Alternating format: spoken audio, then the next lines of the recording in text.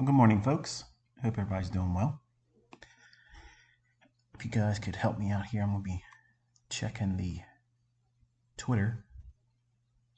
See if I can get a 5x5. If you guys can hear me, if the volume's okay. If you see the NASDAQ 1 minute chart that should be shown on your screen now.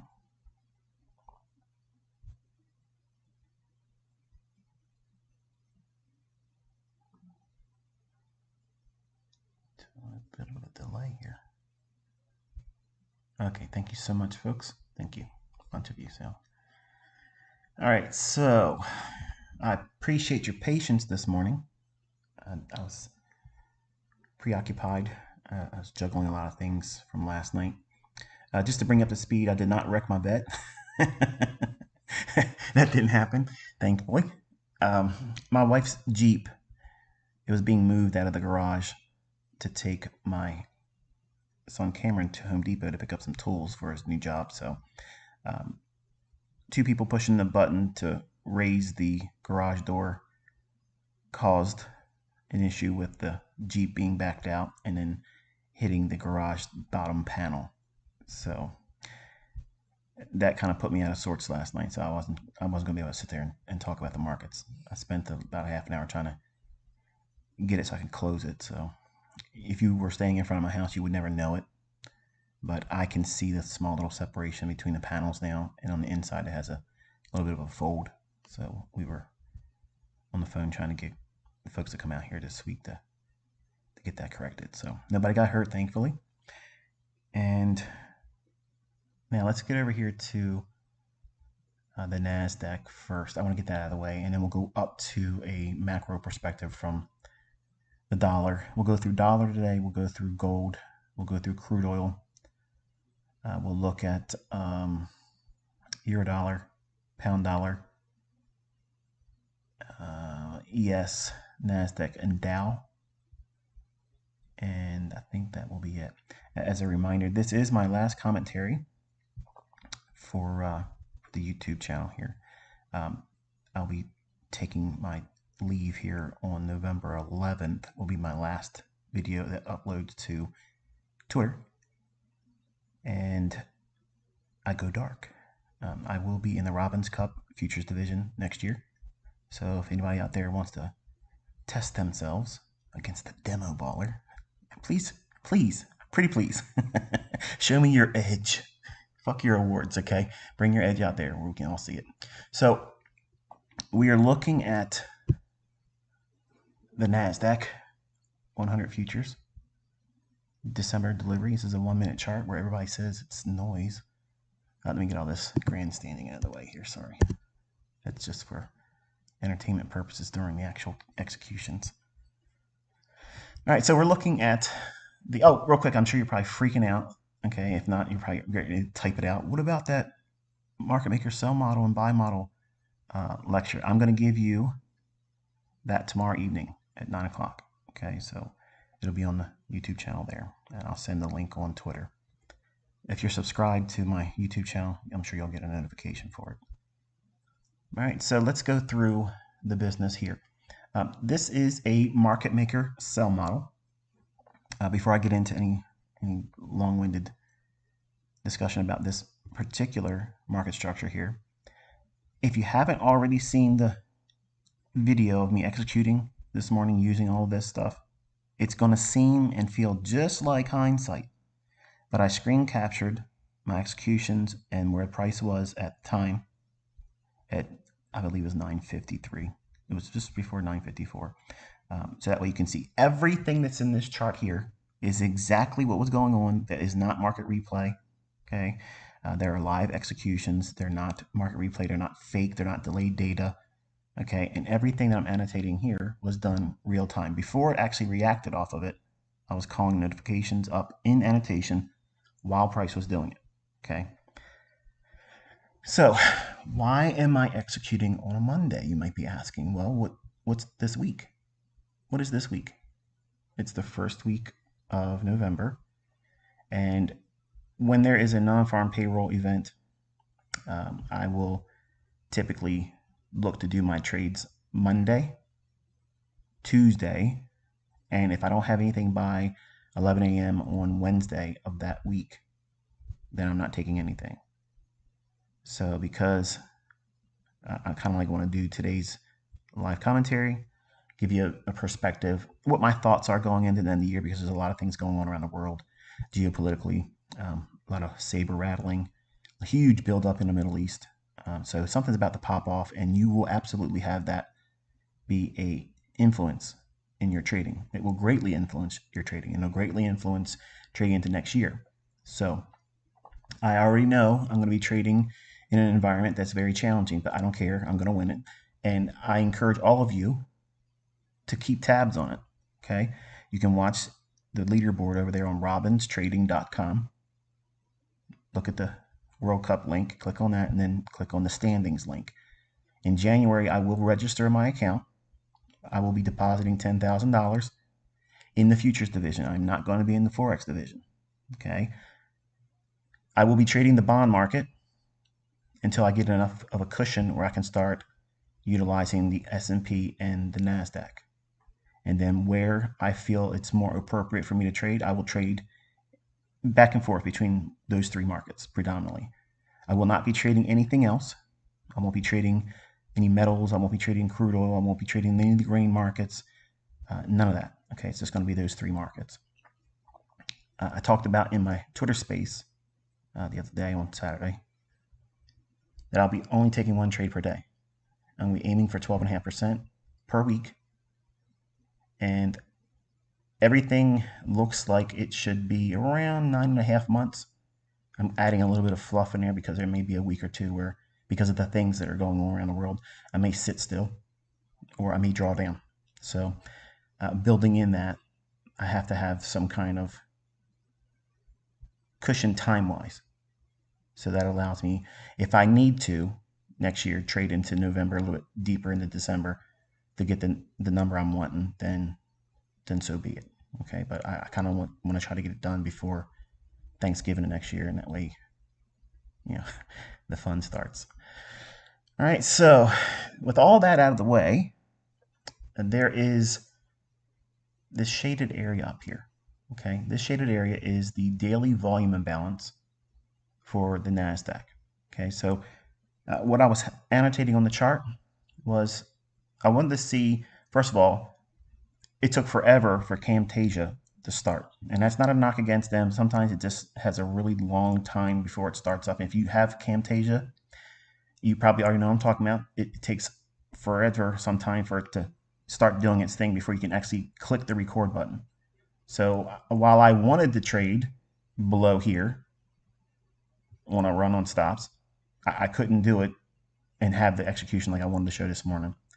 I had this area here. I wanted to treat that as a potential inversion fair value gap. If it would have traded back down to it and the recording would have started, I would have went long there. Same thing here. If it would have went down and touched that, then I would have used that one because this would have been a breaker. So it would have been an overlapping of this wick and the breaker, an inversion fair value gap, which would have been based on this over here. Now, in my haste, because I'm looking at this on a 1 minute chart. Okay, so a lot of you take for granted that I'm not only reading price real time, building an idea on where I want to take a trade entry, how much am I going to risk on that entry based on how much I want to build up in my position, and where is my stop loss going to be, where will be the first point where I can move the stop loss to remove risk, and also annotate where you can follow along. Everything, all that's going on at the same time, all real time.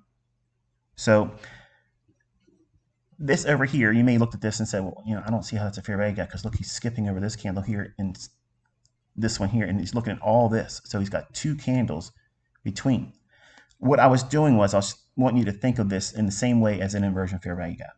Okay, but what it really is a balanced price range. I don't have the time or the benefit of time typing it out while I was thinking about how I want to work in the entries in here. And you can watch the recording, you can see all that being done. But if you look at the buy side imbalance, sell side inefficiency right here, see that one big up candle right there? And then you have these here. These are two consecutive. So because that's also the same, essentially the same range, okay, I just used those price points there to annotate and have them in mind going forward. And as the market dropped down into it in here, notice it's using consequent encroachment of the range I've defined. This wasn't added after the fact. It was added as it was going to trade into it. Then, one more time into consequent encroachment, which is the midpoint of the two levels I'm highlighting, which is not support and resistance, because why wouldn't I have traded on the high over here? Because support and resistance is bullshit. So we're looking at this inefficiency here. And I liked the idea that we didn't even touch this as an inversion fair value gap over here. Okay, buy side's been taken here. It stopped here, so it respected it already, then traded through it. This candle here should have already touched it. It didn't. Did it touch it? Nope. So those are signatures for me to identify that as this is really strong. It's going to run for that daily volume imbalance, which is up here. And I will show you on the daily chart what that is to slow your roll here, okay? The inability or lack of interest for it to come back down and touch this level is very influential to me. So it gives me the confidence to know that, yeah, I can trade up here where someone else might look at that as chasing price. That's absolutely not chasing price. It's absolutely not. It's not using support and resistance. It's using levels that I've taught you very candidly on this YouTube channel and on Twitter. Midpoint of these two levels, that's consequent encroachment. I want to see this price show respect there. It does. And I'm adding to it as it's doing this. So I'm going long, I'm adding more to it while it's in here, anticipating the market to reach up into the lower area of this shaded area, which is the daily volume imbalance. Now, daily volume imbalance, those levels can be traded through, just like any other time frame. But because, now think, this is the logic I was using going into this morning. If we are looking at a non-farm payroll week, the first week of November, the close of October, that means there's going to be a lot of excitement in the beginning of the week because professional traders are not trading Thursday and Friday of non-farm payroll weeks. They're not doing it, especially now because of all of the wartime stuff that's going on. All the things that's going on, it's taking a great deal of a toll on the interest people were willing to take in terms of risk. So usually I stop like the week before Thanksgiving, but I'm stopping a little early this year because of all the things that's going on. And I want to close our time together on a high note. So this is where we're at. But Mondays, generally, I'm willing to submit to not doing any real trades unless I'm inspired from somebody online, asking me to show something conceptually or answer somebody's bullshit. Then I'll do something on a Monday. But generally and predominantly, it's Mondays. I'm sitting there waiting for Monday to give me some kind of insight. I'm willing to pay that premium of letting it do whatever it wants to do on Monday and not be participating in it. So that way I'd have a better read on price for Tuesday, Wednesday, and or Thursday going into the week close. But I am always chomping at the bit to trade on a Monday during the week of non-farm payroll. That's a general rule that my students have been taught for years. For a long time, it's been publicly known that I don't generally like to trade on Mondays, but not that I can't do it. I just predominantly want to limit my trades to Mondays on non-farm payroll week because right out of the gate, there's going to be a lot of volatility on that Monday. So for the folks that are asking, why was there so much movement this morning? Look at every Monday of a non-farm payroll week. It's usually right out the gate, a lot of excitement. Because what they're trying to do is they're trying to inspire specific sentiment that will be attacked later in the week during the 8:30 news of non-farm payroll. So it's a lot of manipulation, but the cleanest price action is always going to be found on non-farm payroll weeks on Monday, Tuesday, and up to 11 a.m. on Wednesday. After that, it's a whole lot of tomfoolery going on. So if you don't know how to trade, if you don't know what you're looking for, you can be very easily chopped up. You can be led astray into thinking that you see a trade there that's not. I'm referring to things after the Wednesday 11 a.m. time. So if you haven't had a trade on by Wednesday mornings, opening bell to say 10:30, And if you don't have a lot of experience, it's just don't do anything the rest of the week and just practice reading the tape and be thankful when you do it wrong that it didn't hurt you.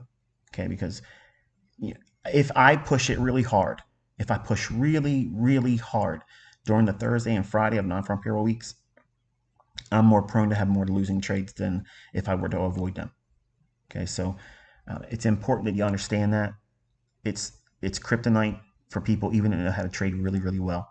Those conditions are very fickle, meaning that the market can go and start presenting suggestions, technically, and across all manner of trading, not just my concepts, but all of them. It'll lead one to think that it can go higher or lower, or that it might consolidate, and then it doesn't consolidate. It runs real wild one direction. And then you think, okay, well, now it's really going to run that direction or reverse. And then you get in, then it consolidates and chops you up. So that's why I teach, and I try to influence you to not want to do anything on Thursday and Friday of non-farm payroll. It's important that you understand that those days are extremely likely to hurt you. Even if you're good at trading, even if you've been doing it for a long time, you're inviting failure when it's not needed. You can just simply avoid it. Okay. So anyway, because this is a balanced price range in here, we have one up candle here, and then these two consecutive are delivery to the downside. Then we have these really clean levels there. So there's buy side there and in a balanced price range. In a perfect world, it should never touch that low level. And does it? No. Does it react off of the midpoint of it between the two levels? Yes, it does. It comes down one more time and respects that midpoint. So I know at that time, when this candle closes, okay, when Steve Nielsen's crew that like to look at doji candles and things like that, there's lots of times that I have models that I go after doji candles. Okay, I haven't talked too much about that, but it'll be in one of my books. I don't know which volume it'll be, but it'll be there. And don't hang your hat on it thinking, oh, that's going to be my model because it's not been talked about. It's so many people wanting to drop everything I've already taught that works to get to the new shiny object. Okay, but there has to be a logic behind why price should be moving and gravitating towards a specific level, which is, again, this daily volume imbalance up here. Then if you see these things forming, not in and of themselves, just because there's a wick or a tail on a candlestick, doesn't mean it's going to go up. Doesn't mean that at all. Many times it could, well, I mean, look at it down here. Here's support, right? Look at that, there's support. Shit the bed, didn't it? Okay, so, I mean, it's not for the simplicity of looking at candlestick patterns, because by far and large, they're nonsense, just like harmonic patterns are just nonsense, okay? And I know that upsets people when I say that stuff, but that has absolutely no bearing on what price is going to do. Zero. Has nothing to do with it. The market's going to go for liquidity above or below the marketplace on a time-based delivery. That means it's going to wait to a specific time of day where there will be a macro. That's exactly what was going on in my entry. Why'd you enter before 10 o'clock? Well, I'm not trying to trade the silver bullet if I have another model that gives me an entry. If this would have been traded to as an inversion fair value gap, guess what it would have been? Like I said earlier, I would have traded that. I would have entered on my first entry there. If it would have came back down and traded into that as a potential inversion fair value gap, like I mentioned in the beginning of this live stream, I would have used that because it was coupled with a potential bullish breaker here. My stop loss, if I would have entered on that one, it would have been just below the consequent encroachment of this candlestick's tail, like right below there. That's where it would have been. But did it give it to me? No. Does that mean, well, close the screens, don't do anything, or reverse, go short because, it didn't give me my setup, so let me get impulsive like a gambler and think, well, I'm wrong there, let me just do the opposite. I've seen other people trading like that, and I did this as a 20-year-old in the early 90s. If I had a setup that I was looking for and it didn't work, I wanted to abandon the whole idea and try to do something entirely different that I had no understanding about. None. And I talked about that, not in the last Twitter space, but the last two prior to it, where you can really just orient yourself and leave and depart from what it is that you're trying to do and become impulsive. When motivation becomes impulsiveness, you're inviting ruin. You're inviting it. You're begging for it to happen because you can't control yourself. So you're basically going to do things that will invite you to lose money. So that way, that's your braking mechanism. The only way you stop being impulsive is when the market takes it from you and the ability to trade, it's removed. That means losing so much that you're now too afraid to take another trade. Or if you have a funded account or a funded account challenge, you blow it, hit the maximum loss. Or you completely disintegrate the entire account because your impulsiveness kicks in. Your motivation, that everything that you looked for in the chart, it doesn't manifest itself, or you're too impatient to wait for it. Then you try to predict and anticipate, yeah, if I get in now, it's just will be a better entry, because if I'm trying to buy it as a touch in the middle of this range or the top of that range and it's down here, I might as well just go ahead and buy it. That's impulsiveness. So you're not following these PD arrays if you're doing that. You're not following order flow. You're guessing on a breakout. I am not a breakout trader. I don't teach my students to be a breakout trader. So there's logic that's being employed here. It's not randomness. There's very specific things that I'm drawing your attention to, but I don't have the benefit of a lot of time to be able to build the idea of what it is I want to trade on, because I'm pushing a button. I'm using a stop loss. I'm managing not just one entry, but I'm doing multiple entries, scaling in, and all of them have to make sense. Just not just indiscriminately buying all at the same price like you see many times with MT4 guys. They'll show you like the gold and they're having 15 lots and they're all only off by a tenth of a point. That's not someone trading with a model. That's just someone just pushing a lot of buttons that don't have the margin to be able to control that type of trade. When I'm showing you my executions, I'm showing you that there's logic. There is a real edge there. It's razor thin. It's highly precise. It's going to levels that are predetermined, things I've already taught you. And until it gets to those specific levels I teach, we trust that it's going to keep doing it. But if I'm trading in an environment, okay, that I'm predisposed to look for shorts more than longs, I know that the likelihood of the market is wanting to go up into that daily volume imbalance, because if we're going to go lower, I think it would have went there today, or if not today, if it would have consolidated today, then I would have been extremely bullish tomorrow morning to see this very trade here. But out the gate this morning, it ran right up there, and that's fine. Sometimes you'll anticipate certain things and you won't be able to get in on the trade. Don't get mad about it. You have to log it, record it like you saw it coming regardless, mark your charts up like you would have done if you would have been in the trade, and treat it as a learning experience. Sugarcoat it. Cheerlead yourself. Congratulate yourself for seeing it before it happened, even if you really didn't. And that's what you do with your journal. That's exactly what you do with your journal. You don't use it as a depot for depression and regret and beating yourself up. It's to constantly cheerlead yourself. Because when you go back and look at it on the weeks that you aren't doing well, it'll inspire you because you're reading it in your own words. You were there, you saw the chart. Even if it's hindsight, your subconscious retains this as pseudo experience, and it filters out all the negativity. That's exactly how you journal. If you're doing anything else but that, you're wasting time and ink. As much as it may be nice and neat, if you're not doing your journal like that, you are wasting your time with it. Chances are you're probably putting in things that are creating anchors to negativity that you might not really see it as negative as you're recording it. But unless it's so sugary sweet and at risk of a diabetic coma every time you read it, you're not doing your journal right.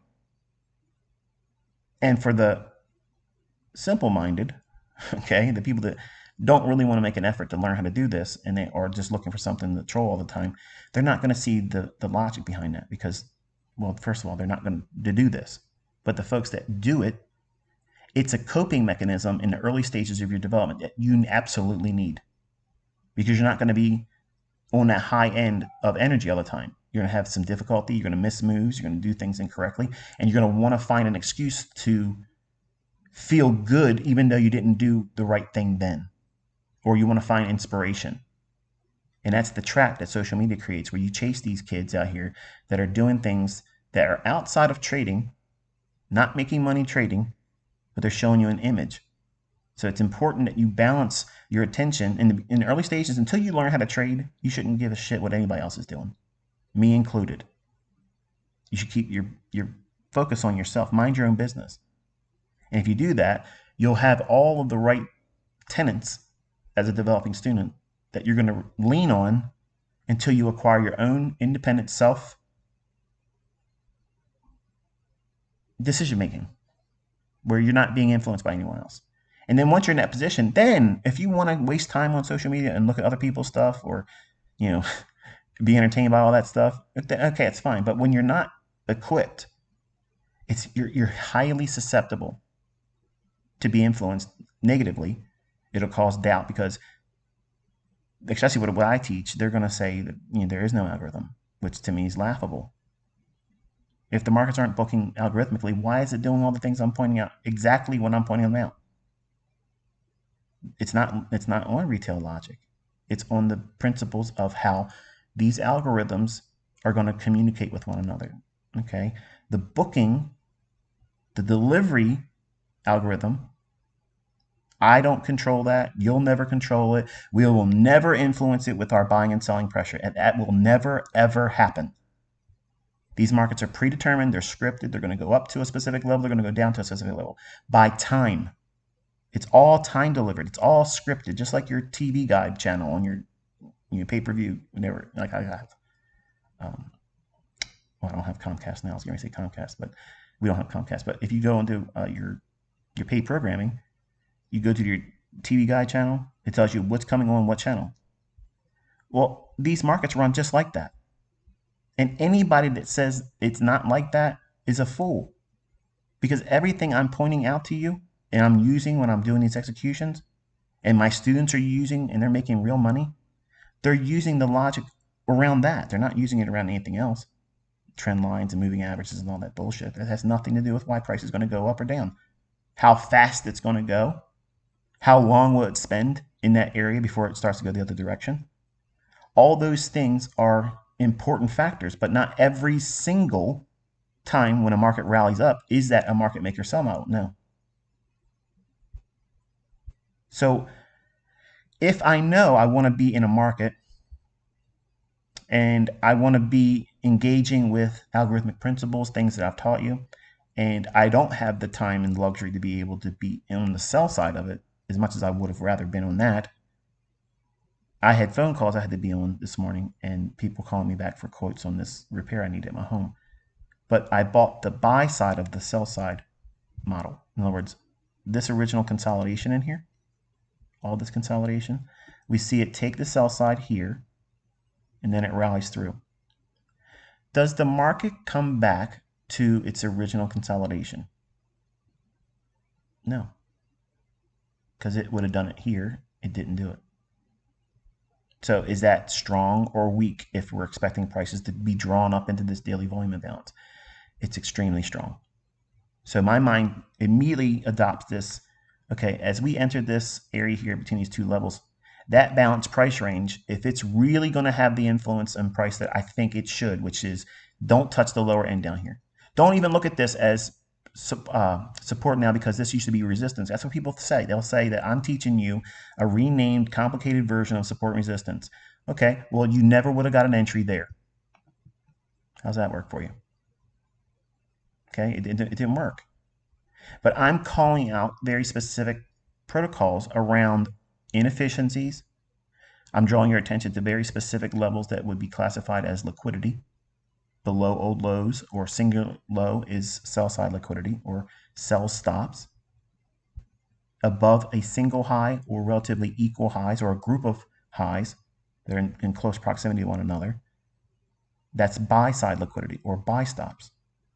In between those two price points, there's going to be inefficiencies above market price. Anything above it would be a premium array that would be constituted as a inefficiency in price. It doesn't mean that it's only going to go up to there and not go past it to reach for buy side. Same thing, between buy side and sell side on the lower end, below market price, there's going to be inefficiencies down there. You may not see a setup that uses the inefficiency and you want to trade to the liquidity. There's nothing wrong with that. Like I said, I have students that are trading in the same market, the same time frame, and they're trading two different directions, and they're profitable. And it sounds like that can't possibly be, but that's exactly what's going on, because all of them have their own unique model. They have used the things I've taught, and it kind of pisses in the cornflakes of the people that say, a good testimonial of a good teacher is every student's going to have the same entry or the same trade. And I don't believe that at all. I don't think that's a viable. Now, if I was only teaching one way, okay, like if I had only taught the silver bullet at 10 o'clock till 11 o'clock in the morning, then on that ground, yes, you could say, okay, I would be classified as a good teacher and communicated effectively because my students predominantly would have the same entry, very close to the same entry and using the same target.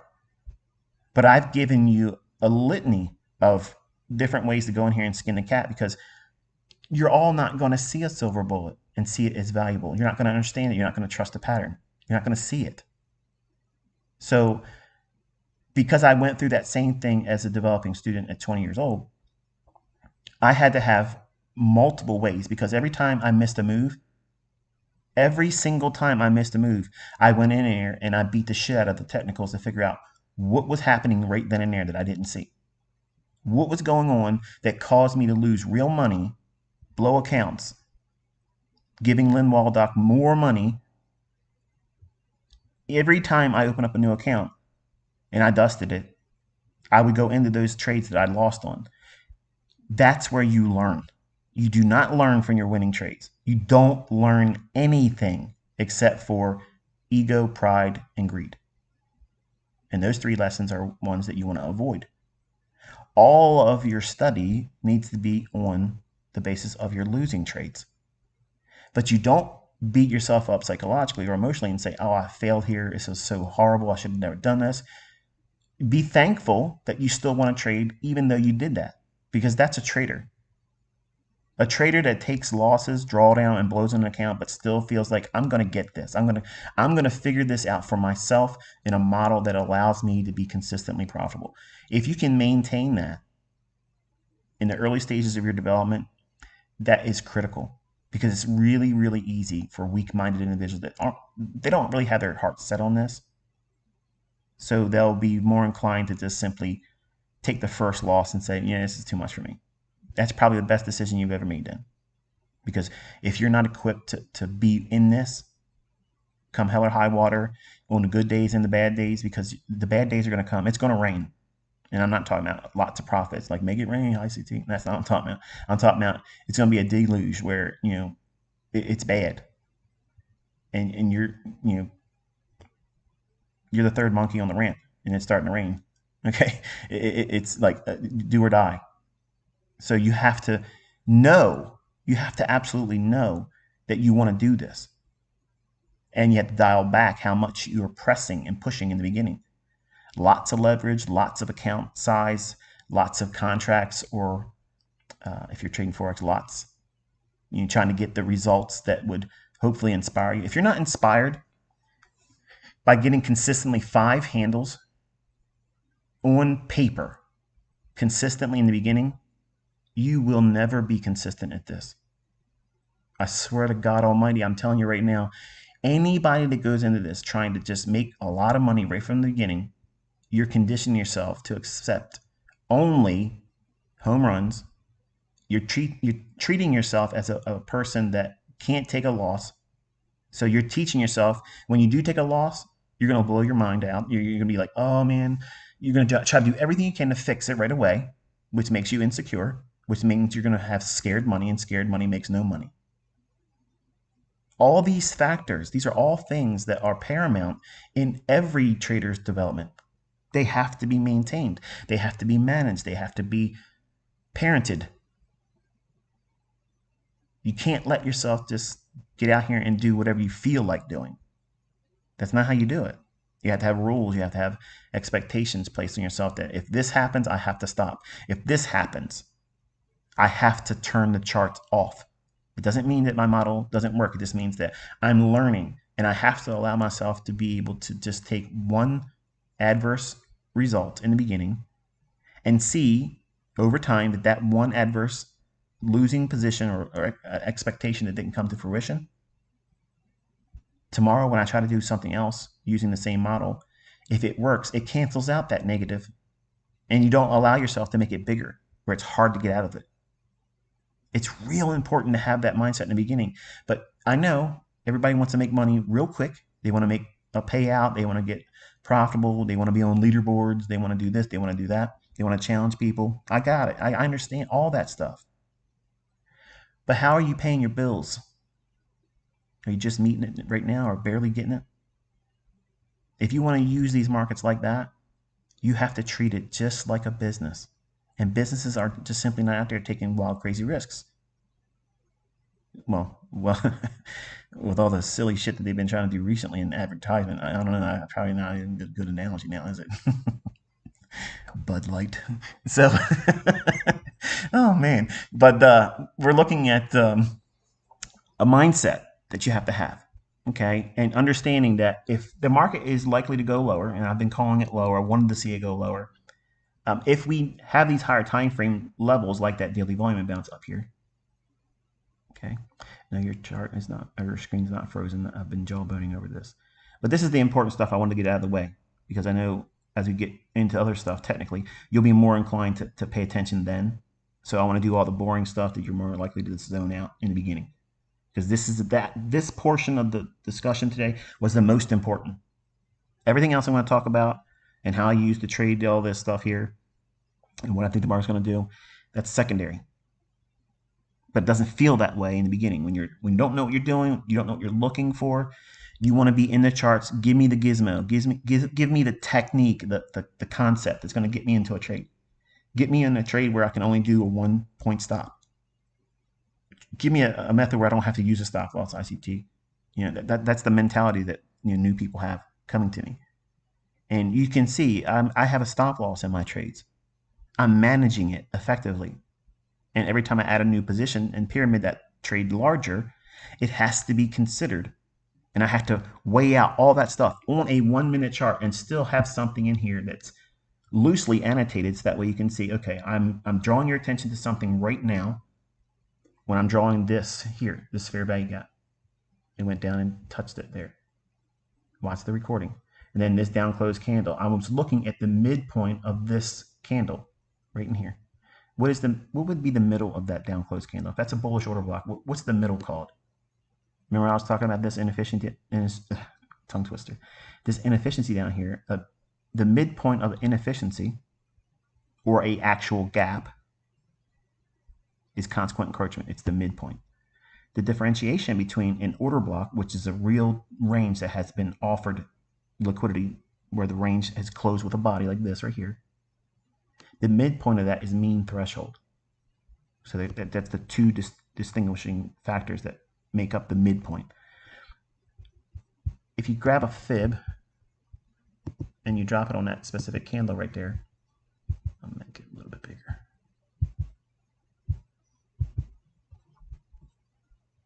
That midpoint level's right here, okay? You can see how we went through it. Does the body disregard that midpoint? No. Can it cross over that? Yes. What do we call that? Mohawk. Just like when you're cutting your grass and you miss the edge and you create that little tiny little small section of, not price, but grass where you got to go back and mow over top of that. You just colored outside the lines and they got to go. Yeah, you have to, well, if you're like me, I have to immediately go fix it. Okay. But in trading, you have to allow it to be there. Just allow it. Okay. So while we have very specific levels, the bodies of the candles are telling you the narrative. So yes, it does go down below midpoint of that.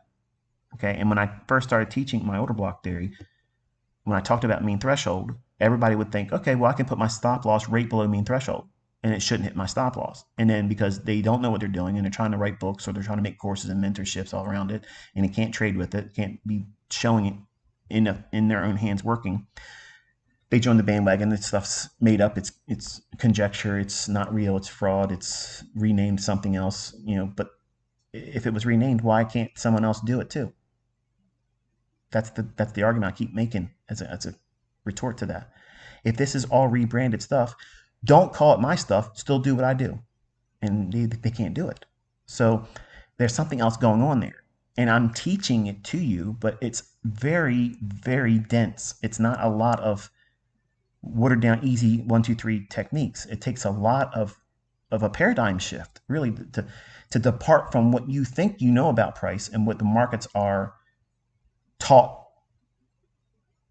as a support and resistance, a supply and demand, a Wyckoff, a harmonic, an Elliott wave, Gann, Hurst, all these bullshit excuses for people to push a button.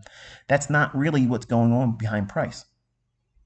So what I had to create is a language for my kids to understand what's going on. And I've made that language public. So when we are anticipating specific levels to be traded to, we're not expecting and demanding that it stops on a dime right then and there. Now, can it do it? Yes. And when it does, it's a fascinating study. But it's not important. This level here, 14,422 even. See the zeros? So 22 even, and the low on this candle comes in at 19.75. So it's less than 2.5 handles. Now, if you're going to lose your mind over 2.5 handles, but you expect it to be respecting that level, you have to have a stop loss that's going to at least allow for that mohawking, that little push beyond the level of where we expect the real turning point. The real turn in price. Is it happening and justified and confirmed with the bodies of the candles here, here, and here? Absolutely. That's exactly what I was watching when I was still in the trade. I want to see, does it keep supporting that? And it does. Then it rallies through. Now, this range here, I'll just borrow this fib.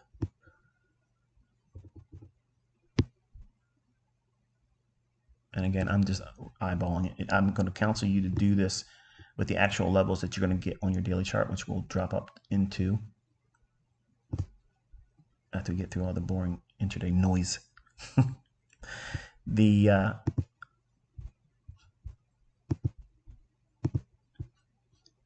There's my fib level. You want to take a screenshot of that. I always toss this out there as a caveat. Interchangeably, when I want to look at the TGIF, which is the 20 to 30% of the weekly range, if I anticipate that being there or a factor for Thursday into Friday's trading, I'll change this 0.25 to simply this, okay? And then that would be the 20% or 30% levels on the weekly candlestick. But because I only concern myself with that when it's viable, it's not every single week that you're going to be able to do that. Because if the market's reaching for a target on a higher time frame, weekly or daily, it still could be closing very heavy on the lows while it's bearish and not have much of a retracement at all. But if we get to targets that are intermediate term or high time frame, then TGIF absolutely, as much as 40%, can be a factor for Friday's trading or late Thursday afternoon going into Friday's trading. But TGIF is just a scenario that requires in itself also an understanding of what price has done to warrant that potential retracement. Because if the market's really, really bearish, you don't want to be trying to do what? Trade a TGIF expecting some kind of a late week rally trying to get to 20 to 30%, because if it's really bearish, it's not going to go to 20. It's just going to keep dropping and end up closing on a newer low or lower low, right, for the week. So it's a lot of things you have to balance. And again, that's what makes neophytes, these traders that come to me, they don't know very much about anything, and they get frustrated because it seems like there's always something new to learn. Look, there's always going to be something new to learn about you. I'm learning something new about myself all the time, but I'm not learning anything new about price. I'm not learning anything new about the markets.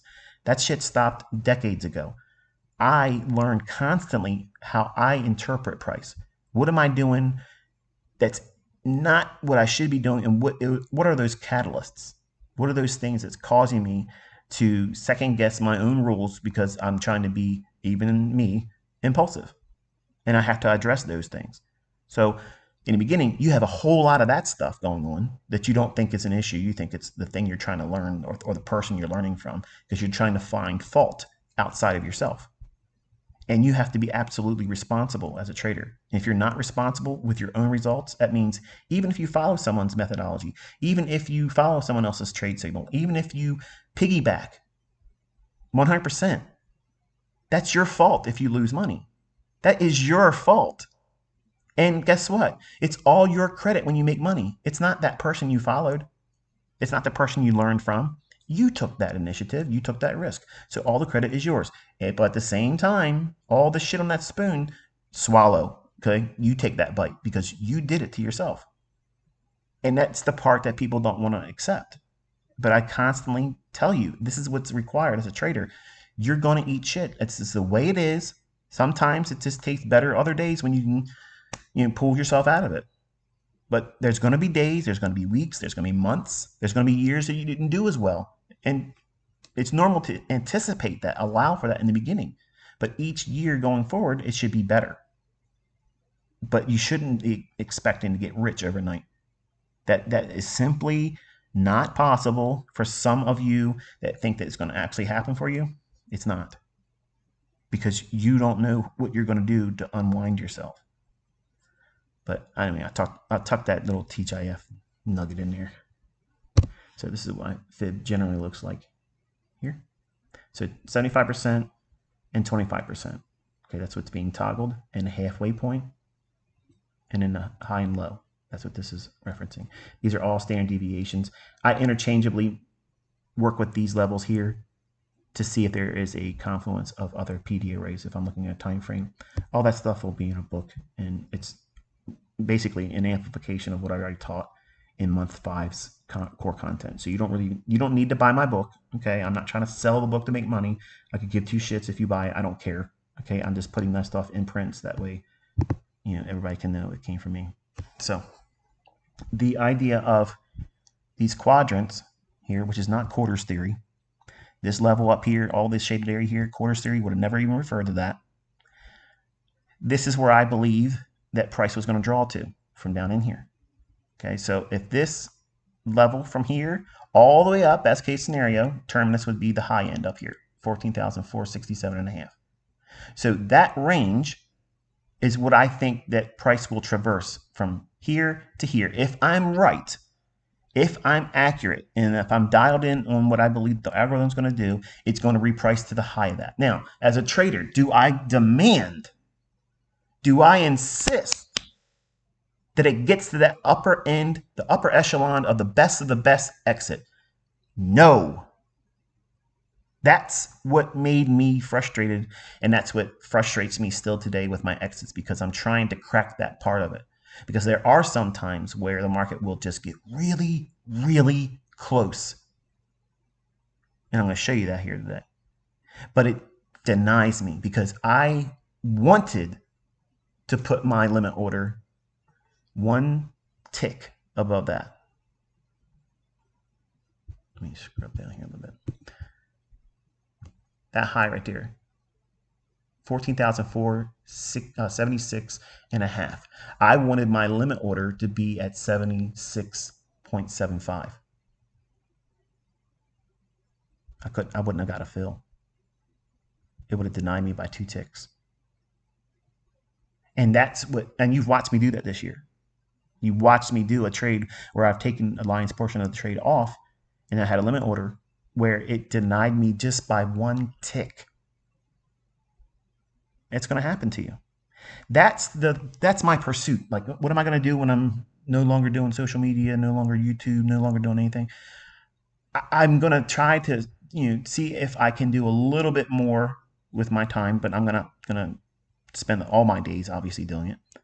But I want to try to see if I can spend a little bit more time undistracted to try to refine that. Like, I want my exits to be like my entries, which are fucking phenomenal. Okay, like they're poetic, they're scientific, they're literally based on things that no one can look at this being done.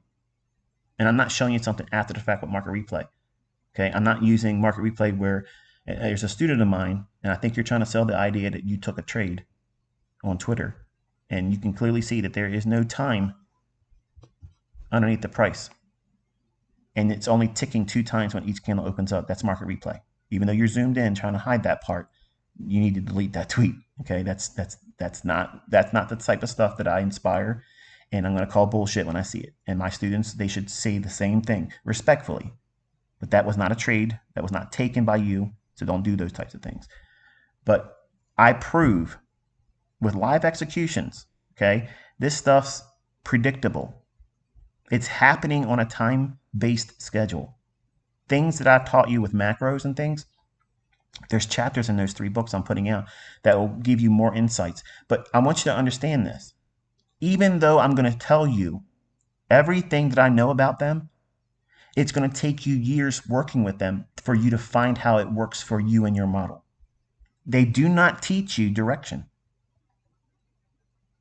I'm going to say it again because I'm breaking hearts right now, but I want you to understand.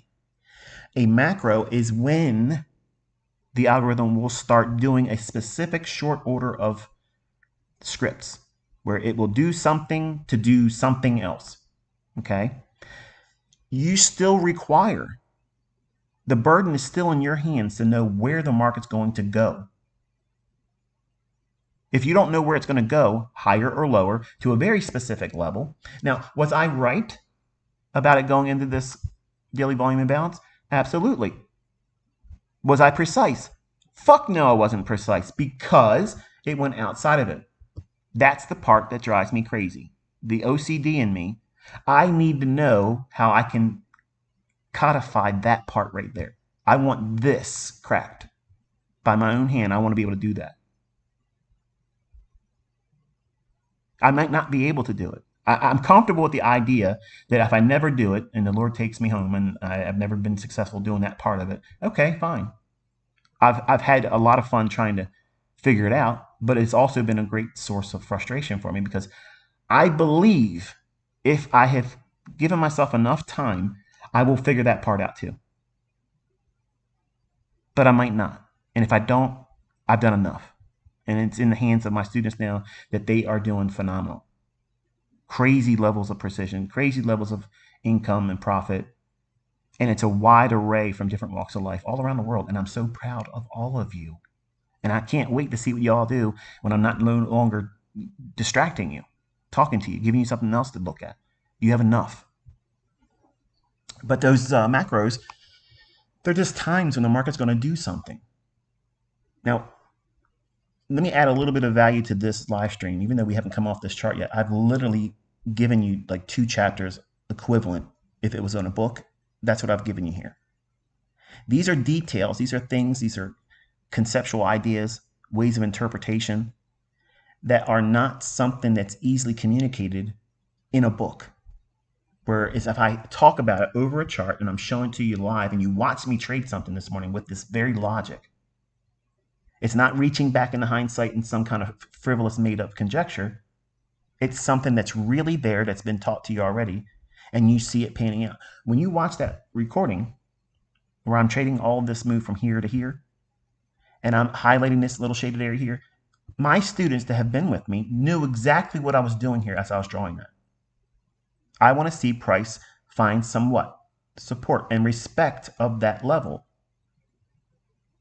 If it were to break below that, then it's probably going to dig into half of this buy side and balance sell side efficiency, which would have been in many ways somewhat of a problematic situation for me. But in my mind, okay, here's a big paradigm shift. Okay, this is the part that doesn't get easily communicated in the pages of a book. It needs to be done. It needs to be shown with a real example, live, executed where the beginning of the trade to the end, okay?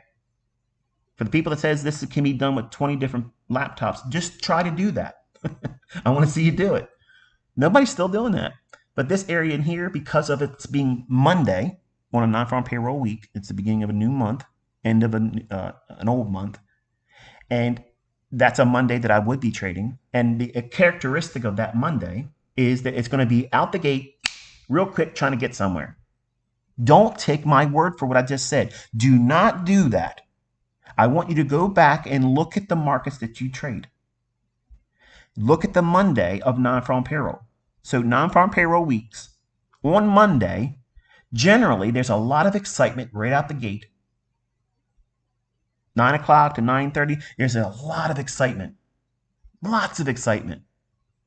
It's designed to be that way because it gets people excited about the whole week. Because already people that are just warming up to the idea of trading, they hear about this myth, this legend of people making lots of money on non-farm payroll. It's big moves on non-farm payroll. NFP, baby, for life. And then they get out there and they wreck their ass.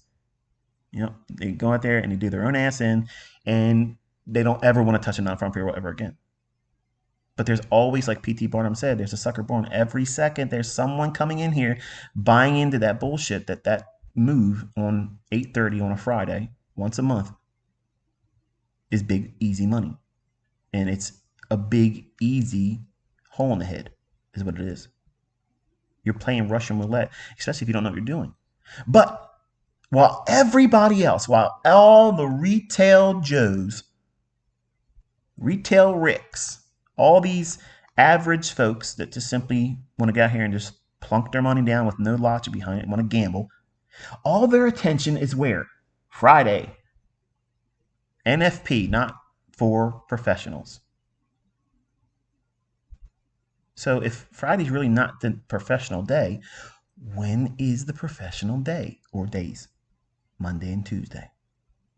Now, when is Wednesday a factor for smart money to be using that up until 11 o'clock in the morning? If it's been consolidated on Tuesday, or it was a limp-wristed approach to delivery on Monday, wasn't a whole lot of excitement moving it around on Monday, then you roll into Tuesday expecting, okay, we're going to see some fireworks in opening bell or leading into opening bell on 9:30. Equities, Forex, everything's going to move around real nice. But if it doesn't do it on Tuesday, that means you're going to have a really fast and wild Wednesday morning session that will become choppy and uncertain right as we go into the lunch hour, New York lunch hour after 11 o'clock on Wednesday. That's not complicated, folks. That's not complicated. That's not a complication. That's not something you can't figure out how to use. It's something that's going to repeat every single month. And because I know that there's going to be a lot of excitement on Monday, I want to be in there hunting on Monday. Accepting the fact that, okay, it might go stale or I might take a loss. Okay, fine. If I have it read wrong on Monday, I know that the likelihood of me getting back a loss on a Tuesday on that day is easy. So it's worth it for me to take that risk on a Monday. It's worth it for me to push in there and pyramid a position. It's worth it for me to do that because I've been doing it long enough. I've seen it. I have the data behind it. I've seen this happen for decades. For you, today, you're learning about it for the first time. And I'm reminding you, don't take my word for it. Go into your charts and study it. Collect the data yourself, because once you have it in your own hands and you see it, no one's going to tell you otherwise. No one's going to discourage you with their bullshit posts and made up bullshit. Okay? You can see it for yourself. That's important as a trader. You have to have your own evidence. You have to be able to see this in your own charts, being able to say, okay, yeah, I see this panning out. But don't be in a hurry to see that panning out in your charts. And then, okay, I've seen it one time. Now I got to go out and try to do it with a live account, or I got to try to do it with a funded account. That's the mistake that 99% of my students and everybody else's students, when they think they have been introduced to something enough to let me go out and try it. That's not what you want to be doing. Not in these markets, you don't. You don't want to do those types of things. That is a recipe for failure. And I try to do everything I can to build you up psychologically, equip you mentally, so that way you don't fall victim to the traps of fear and greed. And even if you are profitable, don't go into the pride and ego aspects of it. Because when you start doing that, any small little loss will feel monumental, and you're going to make it bigger than even your audience would. So there's a tight wire act that you have to walk your entire career as a trader. Until you stop doing this, you're walking a tightrope. And it's so easily done that you fall off. You can fall off due to one of your strengths. You won't even see it coming. And social media is a perfect apparatus to bring that out of all of us. All of us have that tendency. You want to defend your position. You want to belittle someone else because you're miserable. You want to compete against somebody else's methodology, their service, their way of interpretation. You just want to be significant. You know, all those types of things. That's what social media was devised for division. So inviting that into trading is literally stupid as shit. It's dumb. But if you have a service, if you have a means of operating something, then yeah, I mean, it's a tool. But treat it as a tool, not an arena to invite toxicity, because it's easily done where it'll be distracting to you, and you'll start measuring things that are not really all that important, and it'll distract you from the things that are. So when I'm drawing out on these charts, like this fair value gap in here, in my mind, what I was interpreting was, does price want to react off of that? And if it does, I want to see how fast it can reach to the lower quadrant, which is this level here. So if we measured from the low of this blue shaded area all the way up to the top and divide that in half, that's this level here. That's consequent encroachment because it's an inefficiency on the daily chart. The lower quadrant, I want to see how fast we reach up into that. Whenever I have an inefficiency, whenever there's an imbalance at any degree of a draw, or it's ahead of a target that I'm reaching for, but I think it's ultimately going to go through some kind of let me make sure I say this correctly. Let's say that I was wanting to see 14,500, which would have been outside the scope of the price range that's being shown here. Okay, like say I believed that's what I wanted to see happen this morning. And then we also have this daily volume imbalance still. I would not be so inclined to take all my profits off in here. I would take about half, and then 80% would be up here, and then see if I can reach that target. But because this is my target, I want to see it trade up into this area here. I want to see how fast we trade up into that lower quadrant. Does it do so real quick? Well, look what it's doing here. It's hitting the low end of it here and consolidating. Now, as soon as it does that, I'm looking at my immediately, what's the closest proximity discount array? It's this order block. But we're also trading real close to what would be mean threshold of that. So I have to make an allowance for what? There's got to be 3 PD arrays. 3 PD arrays that every single time I'm looking at price as an entry, or if I'm moving my stop loss, I have to have something that's framing it where there's 3 PD arrays that would otherwise be used as an entry. If they're not respecting price, all 3 of them fail, then I'm wrong. That's where I'm placing my stop loss. Every single time I'm moving my stop in profit, never opening it up wider. When I add a pyramided entry, sometimes it'll make the stop loss move a little bit, and then I quickly adjust it to where the risk needs to be based on 3 specific PD arrays. So if we're looking at this down close candle here, and on this candle here, I'm watching price. While I'm not using it as an entry because we're in the target, the low end of where I was seeing it as a draw, which is the daily volume imbalance, that blue shaded area. We can't take a we can't take a pyramid there.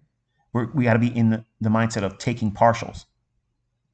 So as it's digging in to this blue shaded area, I'm measuring how much time it takes to get to the first lower quadrant. So we hit it here on the low end of the blue shaded area. We consolidated. We have 1 discount array here. How's that a discount array if we're so far away from your entry? Because this is unrealized up here, the upper part of that shaded area. Remember I was talking about this is a implied dealing range. It means it's not there yet. So if I'm buying down here and I think that the market's likely to draw all the way up here, best case scenario, which is the terminus level of 14,467.5, the upper quadrant or upper level of that blue shaded area, that's what I anticipate seeing price do. I want to see it traverse from here all the way up to here. And I'm willing to submit to the time that it takes to get there. But is it logical? Is it sound money management and trade management for me to just simply demand that's all I get out of the trade? Hell no. No, absolutely not. And especially, moreover, if you're a new student, if you're someone that's start trying to learn how to do this, you want to have logical places predetermined where you're going to take partials off and be comfortable doing that. Because taking wins with logic that repeats, number one, it doesn't feel like luck, because if you're following a process or a protocol and it's giving you the outcome that's measurable and it's gainful for you, that's not luck. You're conditioning yourself to anticipate following a procedure, a process, protocols, a model will yield you results that are favorable versus, well, last time my elbow hurt like this and it was raining, the euro went up 50 points. I could probably get 50 points today if I go in here and trade that. That's impulsive. That's stupid. And that's many times what people do. Or they sit down in front of the charts and like, oh, I got time to do something. Oh, it looks like it might go up there. Why would it go up there? I don't know. I just got a hunch. It just feels like it might go up there. And then you find yourself pushing the button, getting in those trades, and you're wondering why you're losing. Because you're not following any logic. You're not using any basis at all upon which the market itself will refer to as a reason or a catalyst for price to go higher. That's what I'm teaching you. I'm teaching you technical science. This shit does not just happen because I'm pushing a button. I'm pushing the button because I know it's going to happen. That's the paradigm shift that has to take place. And I know there's a lot of people out there, some goober out there, there's no edge. There's no edge. Motherfucker, I'm out here with twin katanas, swinging them every fucking week. Laser precision. There's no more finer edge than what I'm showing. Okay? There's no finer edge than this. This fucking glass trophy, shove them up your fucking ass. Go in that Robbins Cup, and we're going to see who's got an edge. Okay? So many people in this industry have believed that they have something of significance because there's so many glad handing. Oh, well, you have a title here, you have a title. Fuck your titles. Fuck all that bullshit. What are you able to do? Because doing a lot in this industry is like 20 to 30% a year. This was 18 fucking percent just in this trade. Just in this fucking trade. And it was done poetically with such a degree of precision, using the very things that I'm teaching and have already taught. These are things that my charter members, they know these things. You know them because I've made that content public on the YouTube channel. And none of it hinges on anything else you've ever seen. Just because an area is shaded doesn't mean that's a supply and demand zone. Sam Sidon never taught this kind of stuff. Chris Laurie didn't teach this kind of stuff. Okay? I'm just telling you, that's just the way it is. But you're not going to learn it real fast either. And I never said you would. I said I would make it easy. I would make it easy for you to go through the process, which is me encouraging you constantly, giving you examples of it, me using it, giving you something to study with. Because if I can't do it, then it doesn't exist. If there's no algorithm, the things I've talked about, the things I've teach, and the things that I drone on about, like I'm doing here and on Twitter Spaces, that wouldn't hold any, and it wouldn't hold any water. And my students wouldn't be able to find any efficacy in using it, but yet they are. So if there's an element of time that's being a large influencing factor in when price is going to do something, okay, it's important for you to understand where they are. Not trade on the basis of patterns for the pattern's sake. That's not the importance here. The importance is knowing what the market is drawing towards. Why should it have gone up into this blue shaded area at all today? Because we're extremely oversold and we don't need an indicator to tell us that on the daily chart. It's been pressed down a lot all last week and for a month or so. It's gone down. We were looking for this very event to take place. We're not surprised by it. We didn't wake up last week and say, man, look at this. Where'd this come from, right? We outlined quarterly shifts that takes what? Months to develop and deliver. Now, you might not have the ability to hold on to those types of trades, but even if you don't, you have to understand the benefit of knowing what it's likely to do on those higher time frame weekly and daily charts. It's important to know that because it'll help you determine where the emphasis should be placed on your draw on liquidity. In other words, the trades that you're trying to frame, if they're inside of that logic, whatever you think is going to happen on that weekly and daily chart, I guess classically defined, we can call it a top-down perspective. Buying in itself, just because you want to call it or label it a top-down analysis, you still have to know where are you getting in. Because we can sit on the sidelines and bark and say, oh, this is everything else. This is just top-down analysis. Everybody does that. I don't see everybody else doing this. I don't see it. I see my students doing it. But outside of our community, I don't see anybody doing this. I'm not saying they can't have winning trades. That's not what I said here.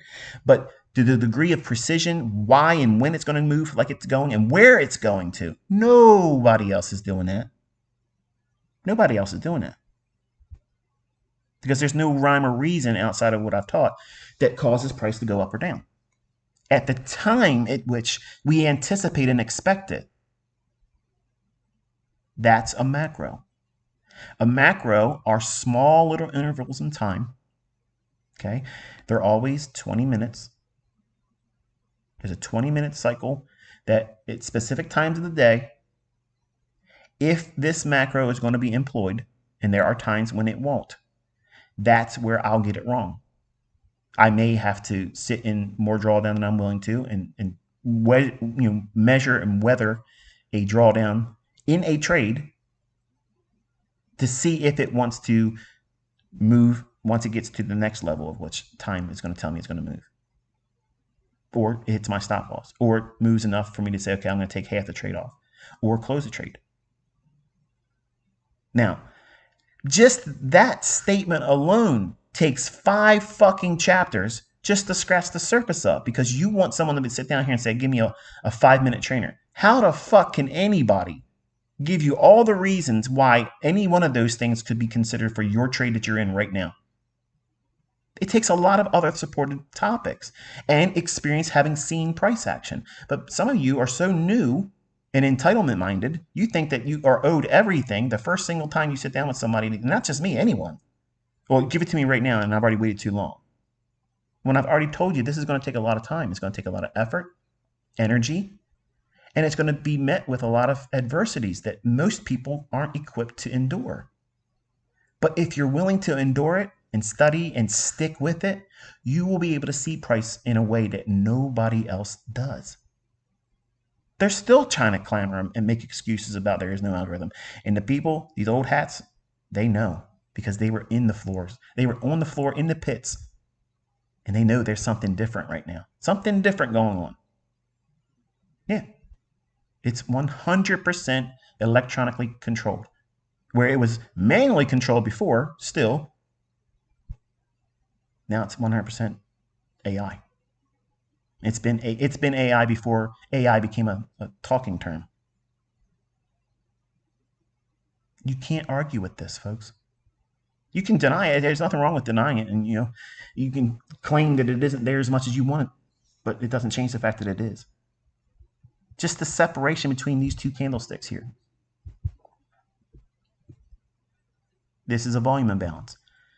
Volume imbalance is the same thing that's shaded here in the blue area. That's on a daily chart. It's a larger range. Okay. Now, because this is the part where you write shit down, folks, but because you want to listen, or you're working, or you're driving, or you're doing something else, or you're falling asleep, you're not going to write this stuff down. And it's going to go right over your head. And other people are going to learn how to do this, but you were here listening to it too. But you won't get it. The higher time frame, the larger the imbalances, or like in this case, the volume imbalance, it's a larger range. The smaller the time frame, the smaller the imbalance. So if we're going to be using a higher time frame, for instance, like a 4-hour daily or weekly, I'm absolutely interested in the quadrants. Anything less than that, I'm only interested in the low, the high, and the consequent encroachment midpoint level. because this is a daily volume imbalance, I want to know where that first quadrant is and how fast does it reach up in there. It does it real quick and energetically. And what is it telling me? What is it telling you? Where did it close on that candle? When it hit it, what did it tell you? Did it close below it? Nope. Closed above it. That is a signature. Okay? That's a signature. Listen, I'm going to tell you something right now, and I know some of you don't want to believe this. You think it's all hokey bullshit, okay? Some Tom Clancy bullshit, okay? But it's not. It's really real. The algorithm that delivers price, there is a class of trader that is actively among all of us. They're not out here trying to draw attention to themselves. They are cannibalizing everything. Okay. They have created high frequency trading algorithms to do a lot of what they do. And when these things like this happen, it tells their algorithm, like I have Enigma. Enigma is not what books price. Enigma, it handshakes with the algorithm that delivers price. And what does that mean? My algorithm would see this close above that upper quadrant and say, okay, now I can take a long if it trades down into a discounted rate. So it's going to have to go back through. Where are we at right now? We're here. So go back down. We have consequent correction of this wick here. Opening of this order block, mean threshold. So is it permissible to see price wick through mean threshold here, but not close? Yes. Does it do that? Yes. Does it close below mean threshold? No. Does it close below the volume imbalance here? No. So where's price going to go? Higher. Every other person that is deemed smart money, central bank level, cannibalizing traders, okay, they're out there doing these things, high frequency all day long. They're entering on this because they see this was the qualifier to say, okay, we're going to go higher. Now, if it would have closed below this quadrant level there, they're not going to take that trade. They're not going to be in it. Even if it does go up a little bit higher here, it might go there and then roll right back out of it. That's why these things are important. That's why I'm teaching it to you. Those are the little telltale signs that I call a signature that we're looking for in price. If it's not there, I'm not taking the trade. If it's not there, I'm not holding the trade. If it's not there, I'm not going to reach for another objective to take a partial. Where's the next level in quadrant? It's the consequent encroachment. It reaches energetically right here. Where's the close on it? Above it. What's that telling you? It's going to keep fucking going up. Okay? It's going to keep going up. That's logic, folks. That's how it's done. That's real fucking order flow. Save your bullshit, level 2 bullshit, okay? These ladders, these DOMs, that's all horse shit. That is all gimmick. It's fucking gimmick. Everything is measured and everything is time delivered. Everything is. You honestly fucking think that these people are going to let their entire ability to get rich every single fucking day and control every step of every financial institution, every country, all of it's at the risk of all of us as speculators that if we all collectively got together and we short sell it, we could send this shit into oblivion, right? That's what you fucking believe? Just like the people on Reddit, just like they believe that. How did that work for them? How did that work? AMC, where the fuck's that stock at? You're not going to beat them. It's their fucking casino. So you might as well warm up to the idea it's beneficial that it's rigged. It's a good thing that it's rigged. I wouldn't fucking trade in it if it wasn't rigged. How are you going to be able to know for certain what you're doing that has any edge? You don't. You're fucking gambling if it's like that. It's gambling if you're doing it that way. Upper quadrant. Does it close above it? Oh, hell yeah. So that means it's going to reach for what? The upper end of the inefficiency, that blue shaded area. And bang, bang, bang, up here. See that? So let's roll this back a little bit here, give you some more detail, and we'll find our way off of the NASDAQ. All right, if you look at this low here, this is just swing projections.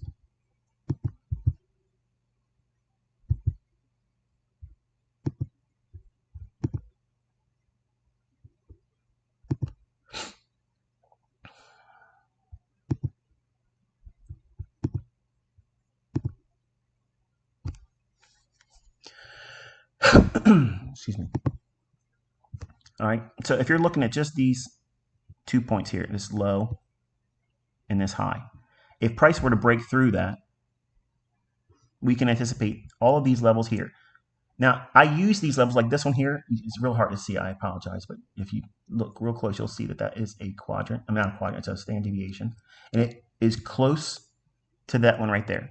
That's what? It's the first quadrant of that daily volume imbalance. And that's why we see it hit there and it consolidates. Then, reaching up into -3 standard deviation, we get 1, 2, 3, 4 times outside of these candlesticks. It's really trying to get to that level. So when I'm teaching you in Core Content Month 5, where I'm teaching standard deviations, I'm looking for these kind of agreements, these confluences of where certain PD arrays and those levels within a PD array that I are teaching you are influential in terms of price, where there's a collection of them, where they're coming together, coming together in a convergence. That's more impactful than some bullshit trend line, okay, or some kind of indicator. Because all those things that are you're adding to your chart with lipstick and stuff, that's a religion. You're believing something for the sake of believing it, versus these are factors that the market's going to reach for on the basis of inefficiency.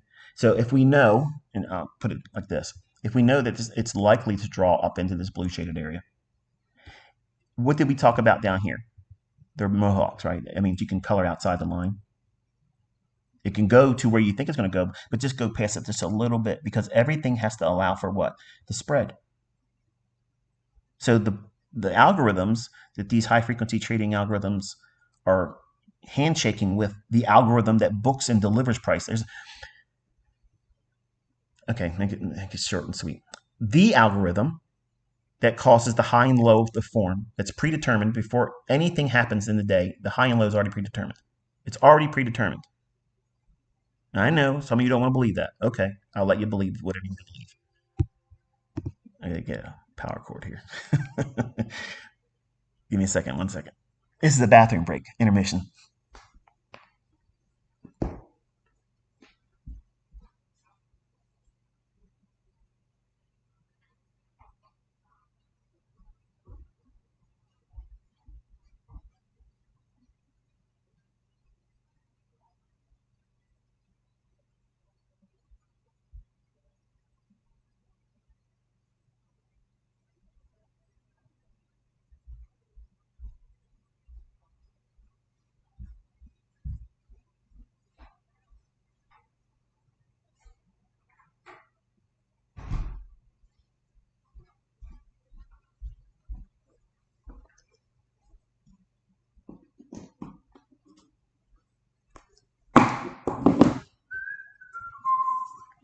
Breaking hearts. Breaking hearts. This guy's ruining my mentorships. Fuck your mentorships. All right, so, okay, we're looking at the aspects of mohawks, okay? Trading outside the levels, coloring outside the lines, if you will. That's what I refer to as something that's permissible. That means we don't look at it as less than efficient. We don't look at it as less than precision. We don't look at it as noise. We anticipate very specific things to see price draw to, okay? If this inefficiency here that's shaded in blue is on the daily chart, that means that we're going to be now considering its quadrants because it's large enough to be referring to it. Contrast that with this down here. Okay, it's so small. It's not essential. There's not much of a difference between the low, the high, and let me scrunch it back up so you can see again what I'm referring to. It's the balanced price range over here that's going to act just like an inversion fair value gap. Trades down into what? If it's an inversion fair value gap, we want to see it respect consequent encroachment, which is midpoint. Can it trade to the lower end? Yes. But it's not likely to do that if it's coupled with a balanced price range where price goes up and down. So it's traversed between these two price points of this candle's body and this candle's body and that one. it's offered buy side and sell side. So it's efficiently delivered and booked price between those two price levels, which is what I'm highlighting here. But when price was trading down here, I was telling you at the time of me doing the execution, internalize it the same way I've taught you a inversion fair value gap, which would be treated as support. Now, do we simply just trade it on the high of it? You can, plus a tick or so. Sure, you can. But your stop loss has to be at least considering the fact that it can do this little mohawk thing. It can do that right to that low if it's an inversion fair value gap. So in other words, it can create just one tick or two below that. But it's not likely, highly probable that it won't do that because it's coupled to a balanced price range where price has gone up and down within those very specific price points. That's why consequent encroachment stops it here and stops it here. The bodies confirm while you're watching price because it doesn't close below the consequent encroachment.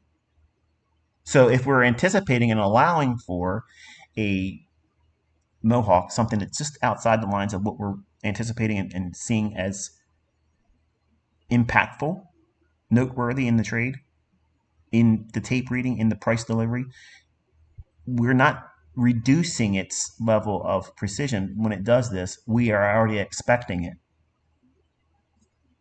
That's all that this is right here. This right here on a 1 minute chart, you can see the bodies of the candles here. But if you go up to like a 5 minute chart, that's just going to be a wick. Well, let's just do it.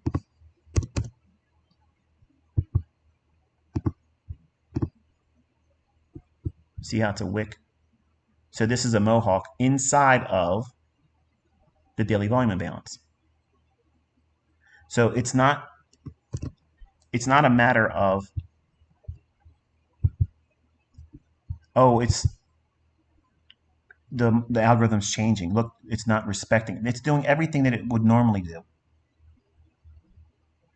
But your trades and how you, and if you automate what you're trying to learn from me, and you create your own algorithm, and you can do that, those things will handshake with the algorithm that delivers price. Okay, the algorithm is going to determine the high and low of the day before we start trading in midnight, New York local time. At that moment, right then and there, the high and low is already determined. It's already determined. I don't give a fuck. Your heroes, everybody out there, whatever ICT says, it doesn't fucking matter. The high and low is already predetermined. What I've given you is resources to lean on to help you determine what that is. As close as I can, that's what I've done. Now, if you know that it's a high probability that it's going to create a high or low of the day based on something like this daily volume imbalance. Okay, in other words, we're bearish. We've been bearish on the indices. If we think that it's going to go up to go down, and we can run numbers on the range at midnight, then we run the range again at 8:30, run the range again at 9:30. Where's the highest high and the lowest low? And what does it still have in play for a reach or draw on liquidity?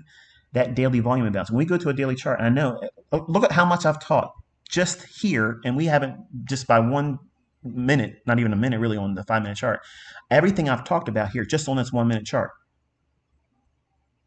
It's deep, folks. It's fucking PhD level shit. Like, I can't take 30 years and compress it into a 5 minute trainer because you're fucking lazy. I can't do that. I can't do it. No one can.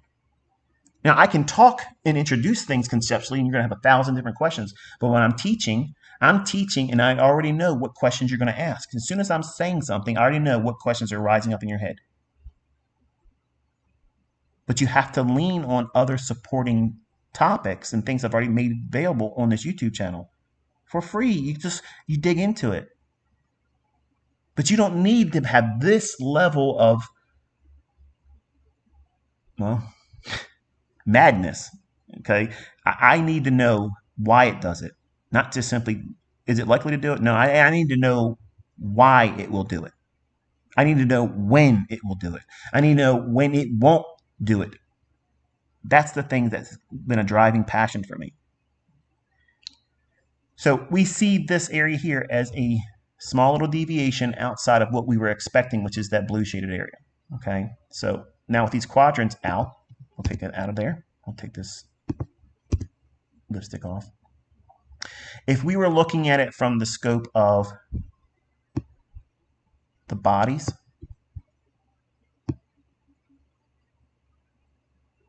right there,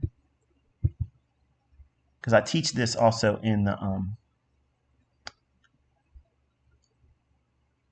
the core content, where price should be reaching for a range that's based on both wicks and in the bodies. Okay, and since we're looking at the 1 minute chart and we're trying to execute on the 1 minute chart, this is where you would have that there. It's calling for 71. So 71, it still has a deviation outside of that. Does that change or indicate that this algorithm is somehow now changing or morphing or no longer works? No. You have to come to the conclusion that your exits don't require perfection. Your entries don't even require perfection. If you trade with a measure of leverage that is reasonable, it's sober, okay? In other words, you're not trying to do 15 fucking contracts because Top Step said you can do 15 contracts. That's gambling. That's absolutely gambling. That's absolutely making sure that you won't be successful.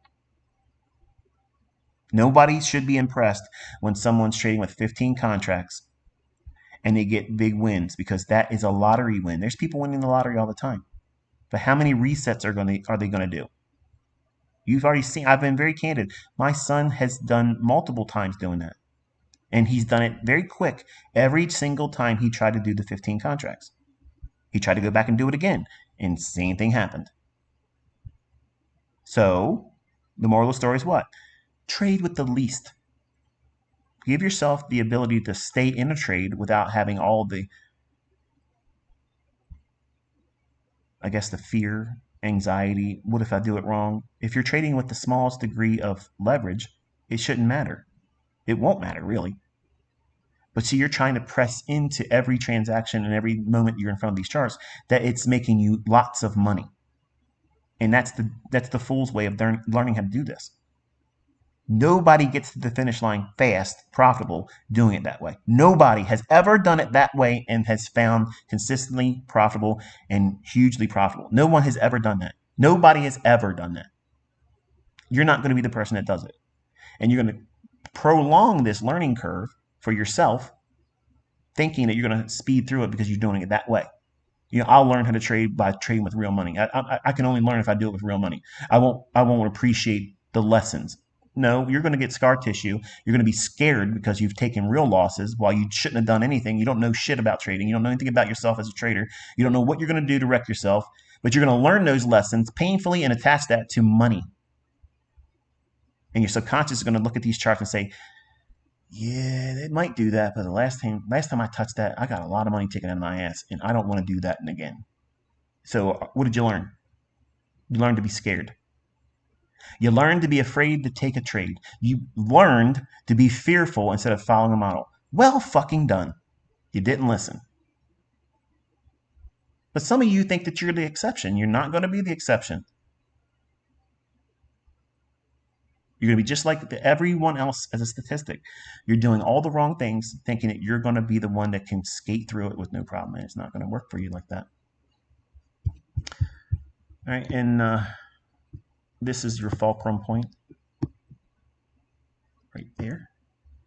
So from the low to that swing high there, if it breaks above that, you can look for objectives here. And this one just falls short of that. So you never got that. And the last one on the bodies.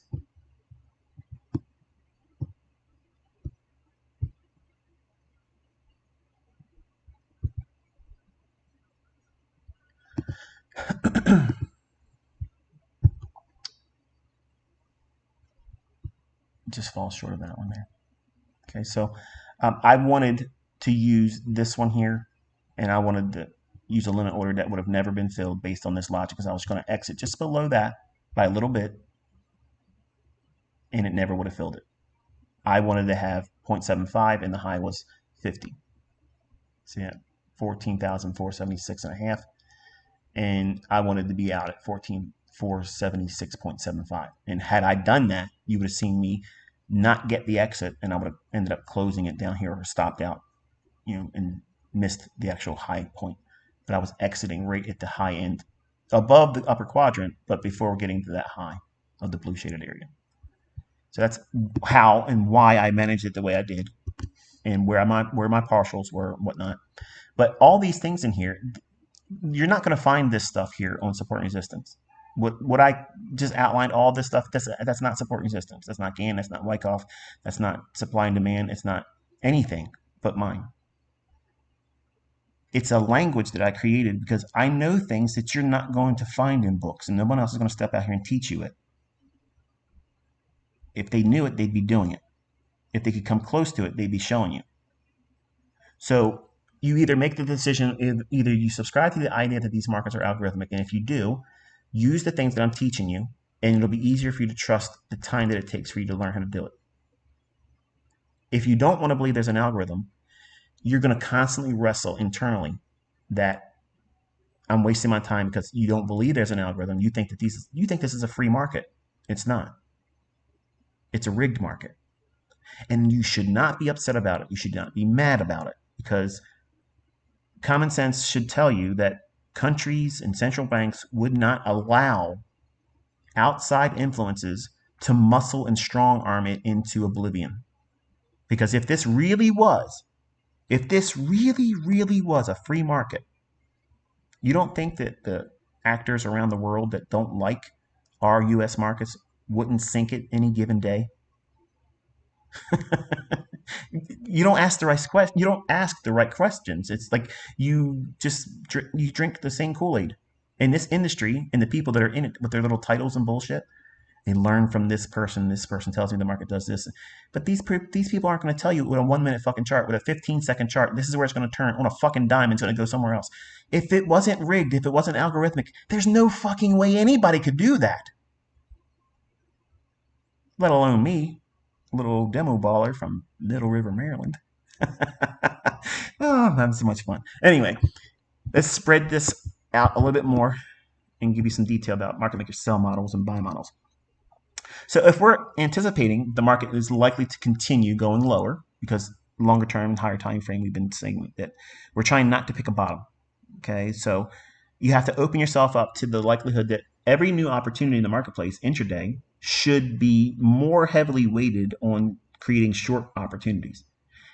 It doesn't matter that I did all this buying in here and it looked really pretty and it was nice. And some of you did the same stuff that I did today, which is great. That's a testimony that you have learned a language that works and you are able to find a model in your own hands. Do it without me, because I didn't make it public to you. I didn't tell you what I wanted to do today. I executed on the things I teach you, though. But if you are looking for shorts, you would anticipate the market drawing up into this area here. And I guess it's fine time to show you what this is. I've been talking about this one time frame. Let's go up to a daily chart. I guess this is a good time to invite you to, if you are learning today, this is one of those times where you can click that little thumbs up button. It doesn't charge you anything. Your PayPal won't have any transactions against it. Your credit card won't be swiped. I promise you, it will be free. But it's an encouragement that you found some insightful information today, because I'm literally giving you stuff that charter members are learning with you. You're learning insights and things that I'm brushing over that are going to be topics in books that you really don't need these levels of understanding. You don't need it, because what I've already simplified on my YouTube channel with the models I've given, it's straightforward, simple things. You just have to understand how to read the tape, and that's being in front of the chart and seeing the things I've already given you as rules, how they repeat all the time. They repeat all the time. It's every week, every day, and it won't stop. So this candlestick's close here. And then the very next candlestick, and again, this is daily chart. So every candlestick here is a daily representation of the highest high and the lowest low, where it started trading, where it stopped trading. Okay. I'll add this because this is my last video. This set button here, I use this interchangeably. So if I click this, it changes sometimes a little bit. You can see, watch this candlestick up here. Okay, watch the close of it. It'll change. See how it's a little bit higher there, it's lower there. I use both readings. Because I want to have those levels in mind, because traders are going to have it toggled on sometimes, and sometimes they're not going to have it toggled on. So I want to know what retail's doing, and a lot of retail uses TradingView. And it's not a knock against TradingView. I love this resource. If I didn't like it, I wouldn't use it. Okay, should you use it for your own trading? That's something for you to determine. I get nothing from them. They've asked me to have an arrangement where they give me something for telling you to use it. I said no, and that's 100% honesty. I have no affiliation with no one. If I tell you something, I like it, it's the truth. If I tell you it's bullshit, it's the truth. Okay? No one's influencing my opinion about anything. No one's going to get me to say something nice about something that isn't good. So it is what it is here. I don't sugarcoat anything. But just so you know that this is the settings I have here. So is it set on the blue? No, it's set to off. See that? So I used these two reference points right there. That's what that volume imbalance is. So that was in my chart this morning while I was taking the trade live. You watch me execute, you watch me manage the trade, and it was based on this logic that we were down here, and it's going to do what? Trade up here. But ICT, you're teaching support and resistance, buddy. You're just making it complicated. Why didn't it go up to that low? It broke below this low right here. Why didn't it go up there? Because it doesn't fucking need to go up there. It doesn't need to go there. It's not going to go there. Where's it going to go? Where I'm telling you it's going to go. The algorithm that delivers and books price, that's a predetermined, it's a scheduled event. It's going to happen whether you fucking own it or not, whether you buy it or short it. It doesn't matter how many people are buying it. It doesn't matter what the volume level is. It does not fucking matter. None of that shit matters. It's going to go up into this level here. Why does it need to go here? Why does it need to do that very thing right there, going up to that point? What's missing? Volume. Why would we say that? Because look, this candlestick's low right here. This candlestick's low. Well, I'll just borrow this. It went up to that level there. So if it's support resistance, why not just use this daily low? Because it's not fucking support resistance. Why didn't it stop at this previous daily high? Because it's not fucking support and resistance. So what am I looking at? I'm looking at the difference between these two candlesticks' bodies. Even though they are joining and slightly overlapping with these two wicks here, this candlestick's wick and this candlestick's tail. Let me elongate a little bit so you can see it. So this one has a little bit of a tail underneath it, and this one has a little bit of a wick on the upside. Okay, you see that? The fact that it doesn't have a body overlapping the close to open of these two candlesticks, the algorithm will reprice to that. Do not take my fucking word for it. Go back and look at your charts. It's happening all the time on every single time frame, even on 5-second charts. That they're going to say is noise. It's not noise. It's not fucking noise, okay?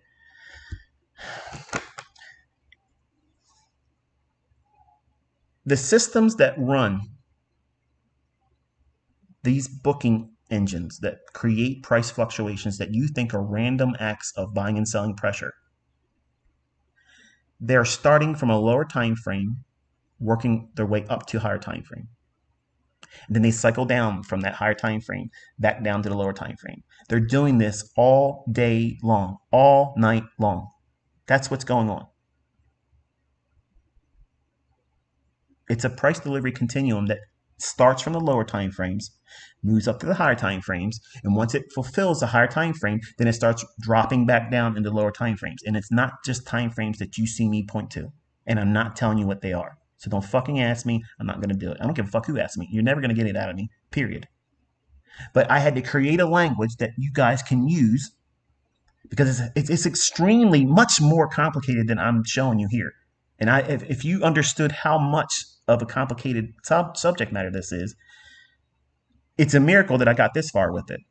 Like, for you to be able to see this is a success for me. I can see how you all have learned from it. And that's what I needed. I needed to see that if I could create that. So I know I've been over the target, and now there's nothing anybody can do to punish me because I didn't teach you exactly what I know that I can't teach you.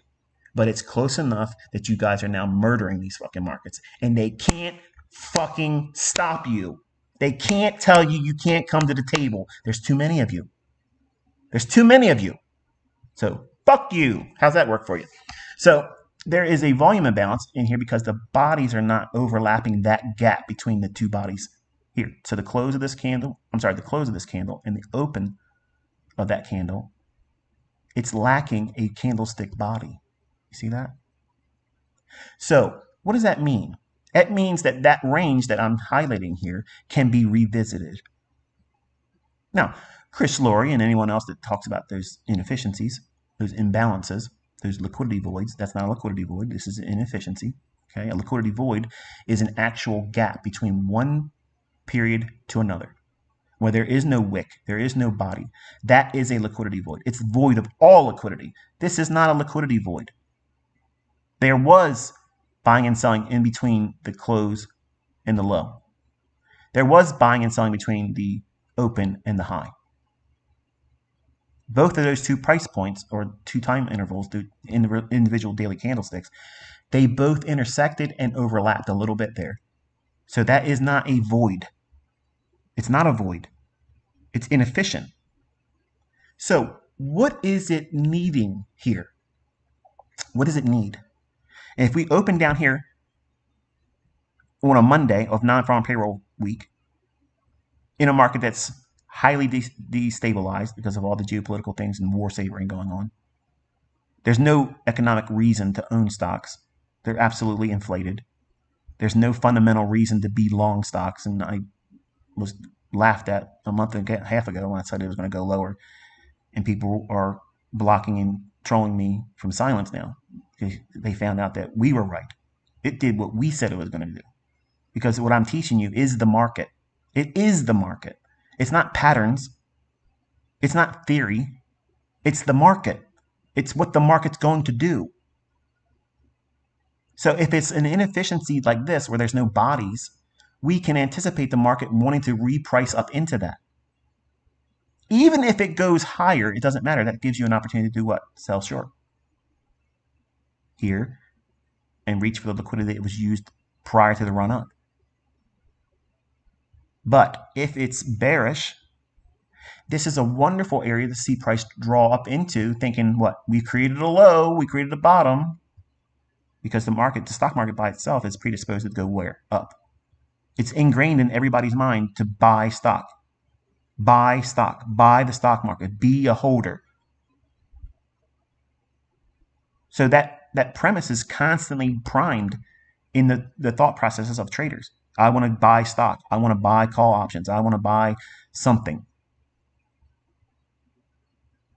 So if we open up here, it gives you the inclination that, well, hey, look, we gapped up higher from where we closed on Friday. So that it gapped up. We traded down a little bit. Okay, wonderful. And then sent it up to a level that is predetermined, that these exist. I taught it to you. It's there. That blue shaded area was in my chart from the time my trade opened until I managed the close of it. That's not random. But the logic was it's going to offer a revisiting of this area because there's no body. Now, there still isn't a body. It's just a wick. Today's wick went there today.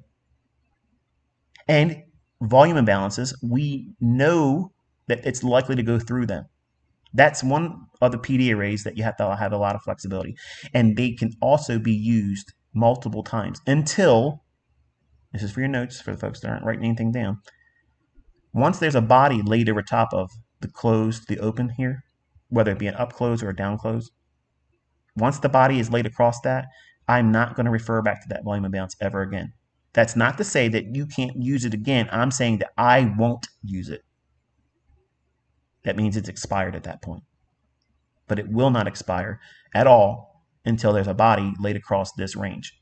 And this is just a wick, okay? So there's logic there. There's sound logic being employed there.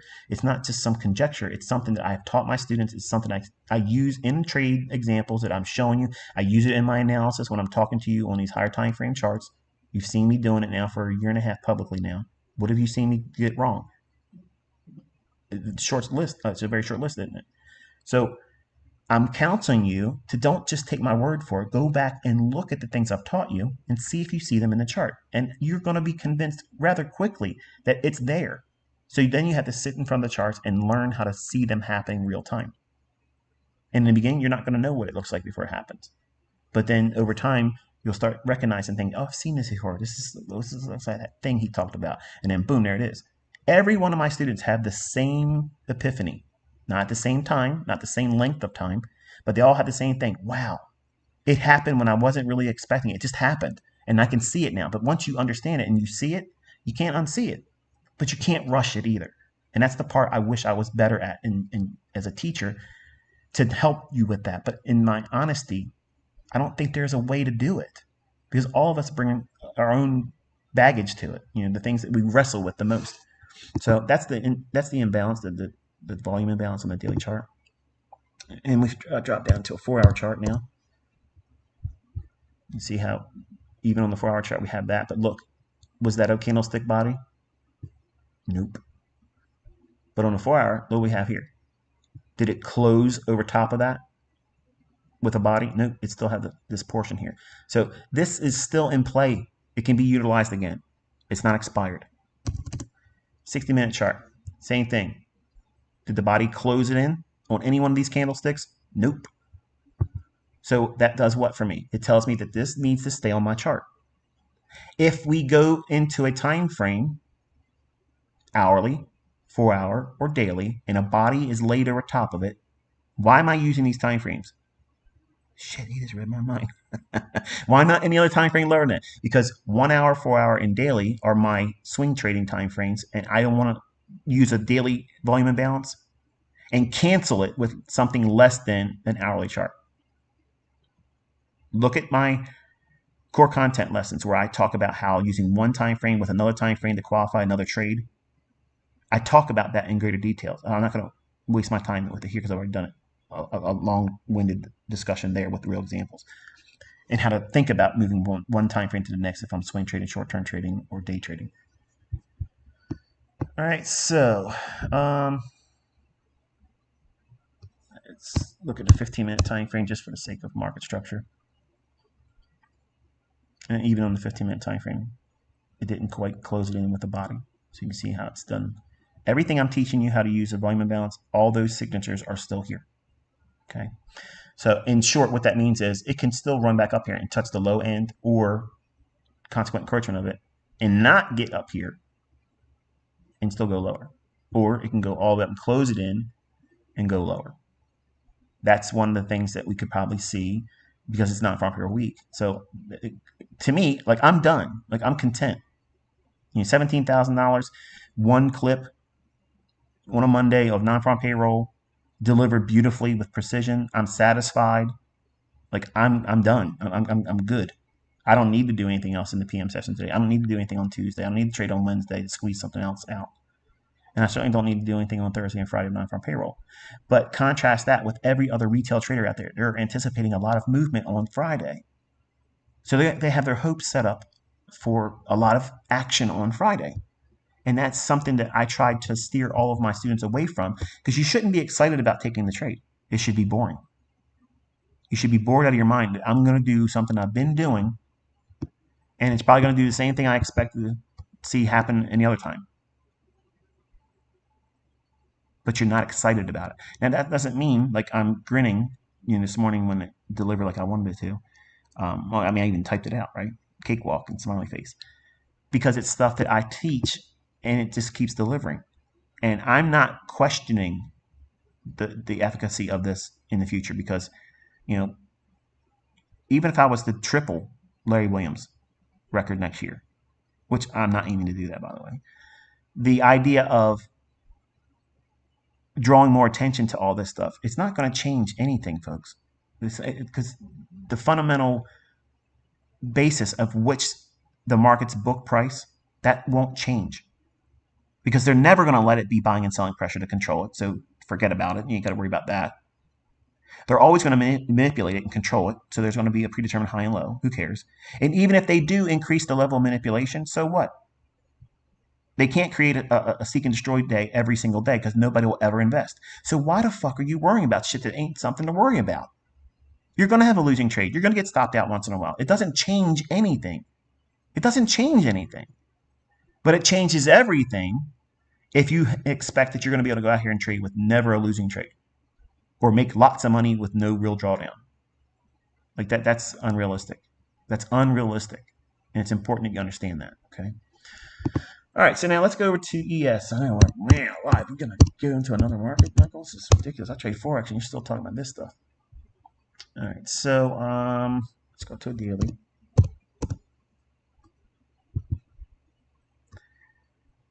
All righty, let's scroll on over here. Relative equal lows. Sell side would be residing below that. Nice. Reach there last week. And what's resting right here? You see that? What is that? We've been talking about it all morning, right? What is that? What's that PB array called? Volume imbalance. That should be on your chart. I believe that we'll probably see S&Ps traded to between now and 8:30 on Friday. Now, what does that mean? Is that an invitation for you to trade? No, it's an invitation for you to study. It might not do it. It might not trade there. It could just fall out of bed and never go there this week or the rest of the year. I'm saying that because we have a fair value gap between this candle's low and this candle's high, but we have a volume imbalance. So your entire range shaded there should be this. That's how you should have it on your chart.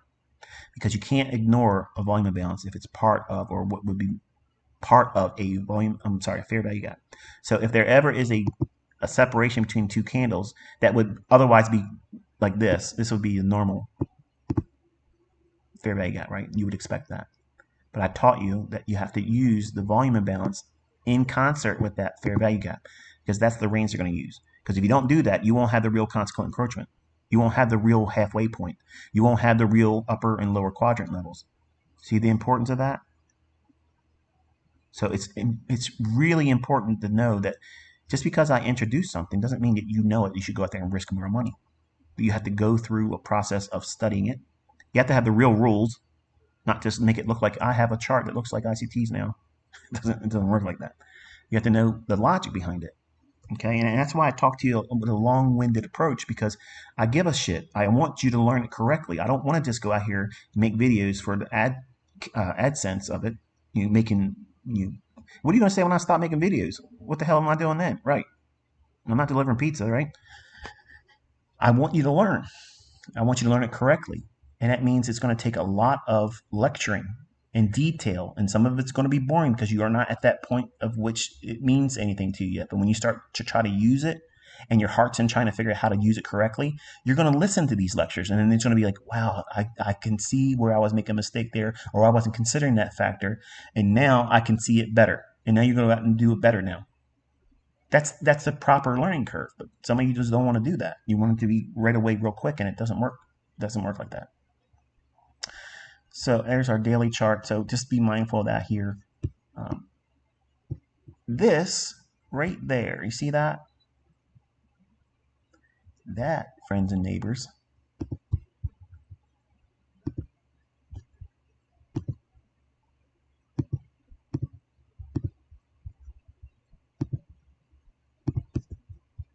this is a real liquidity void. There is no wick, no tail, no body. That is a real liquidity void. So if we continue lower, and I'm not calling a low, I'm not trying to pick a bottom, this is a significant draw where price can go down into. And if it gets into that, because there is no wick and there is no body between these two candlesticks, I would expect to see a lot of acceleration quickly until we get down to this candlestick's close. And then treat all this in here as a low resistance liquidity run, meaning that it can do a lot of the go down a little bit, come back a lot more, go down a little bit, come back a lot more, where it's not just real quick slicing through. Okay, so just be mindful of that. And also, if you factor in what I taught you, because this is a daily chart here, we have this liquidity void. You want to do your ranges. I gotta take all these off. Pardon me 1 second. All right, so now we have our high, low, consequent encroachment, upper quadrant, lower quadrant. So now we have levels that are much more meaningful to us. So these are all specific price levels that you should have on your S&P chart. If we take out this low, these are going to be impactful until we get down into the close of this up close candle and the open of that candle right there, which is essentially the open lining up with the consequent encroachment of that liquidity void. So essentially what I'm saying here for folks who don't see the importance of even caring about this area, because there is no trading at all. And I know some of you are thinking, well, Michael, it's so spotty. It was not really being traded all that much then. So why would you use that? Because it's there. Because it's in our active front contract right now. Until we get to expiration in December, which is weeks away, month and a half away. A lot of things can happen. Like it could get way beyond this level lower than just that. But because of purposes of looking for where the market could draw to, why it should draw there, on a horizon that could be measured with, practicality. We're talking about the entirety of the month of November still, and half of December before we roll over into March 2024. So when this December contract expires, we'll be rolling into March 2024, but there's a lot of time between that becoming a factor and becoming the front month of S&P trading versus where we're at right now. This is a factor that you need to be measuring. So I'm always looking at those spotty points of the contracts that I'm trading during times when it was illiquid, because the market's going to refer to those price points. Why? Because the algorithm is booking price on what? This contract month. It's not doing it on March. Everything that's being controlled and manipulated is done on this contract right now. And when we roll over in the March 2024 contract, all the parent contingent ideas that deliver book price will be based on that March 2024 contract. It's not rocket science, folks. I mean, I know it sounds like science fiction to a lot of you because you have a vested interest in this industry. You want to be laughed at by your your coworkers. You believe in an algorithm? You silly son of a bitch. Whatever, dude. Stay in your clicks, but you ain't never going to have this level of precision. All right, so let's drop down into a 4 hour for ES.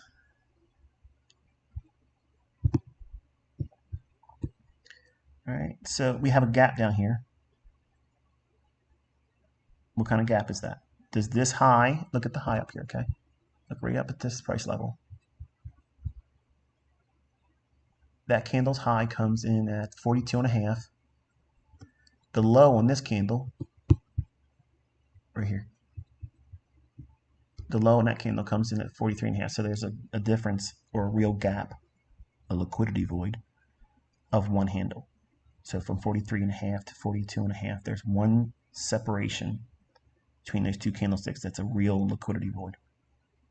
So you want to have that on your time frames, at least the 60-minute and less.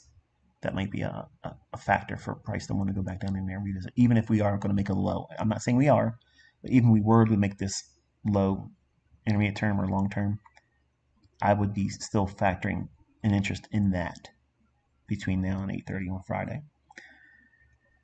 There's a volume imbalance inside of this fair value gap with volume imbalance on the daily chart. Remember this shaded area here? That's on the daily chart. Let me go back up real quick. I'm sure I'm going to lose some of you. This volume imbalance right here, and this candlestick's high, and this candlestick's low. That would be normally the fair value gap. It would look like this on my chart normally. If there wasn't a volume imbalance there, that's what you would see.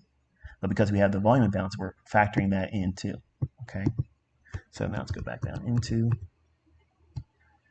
the 4-hour chart. We have the volume imbalance there that's visible as well. So even on the daily chart, dropping down to the 4-hour chart, you can still see it's very, very distinct. There's no bodies laying between these two candlesticks, close and open. So it could draw up into that this week, is what I'm saying. I'm not interested in taking any more trades. But this level down here, that volume imbalance, I'm sorry, that liquidity void, the actual gap that has a one handle gap or 4 ticks of a gap, you should have that highlighted on anything from a 60-minute down. And this area right up in here, since we can see it on the daily and on the 4-hour, this is what you should have on your chart. So there's your up and down, your premium and your discount, as it is right now. And that's just saying that we don't need to go outside the range of this swing high. Why this swing high? Because it's the swing high prior to this one, and it's got a higher, it has a lower high rather to the right of it and a lower high to the left of it. So this swing high is important to me. If it wasn't there, then I'll take my attention to there. But this is the only one that has a swing high until we get to this point here.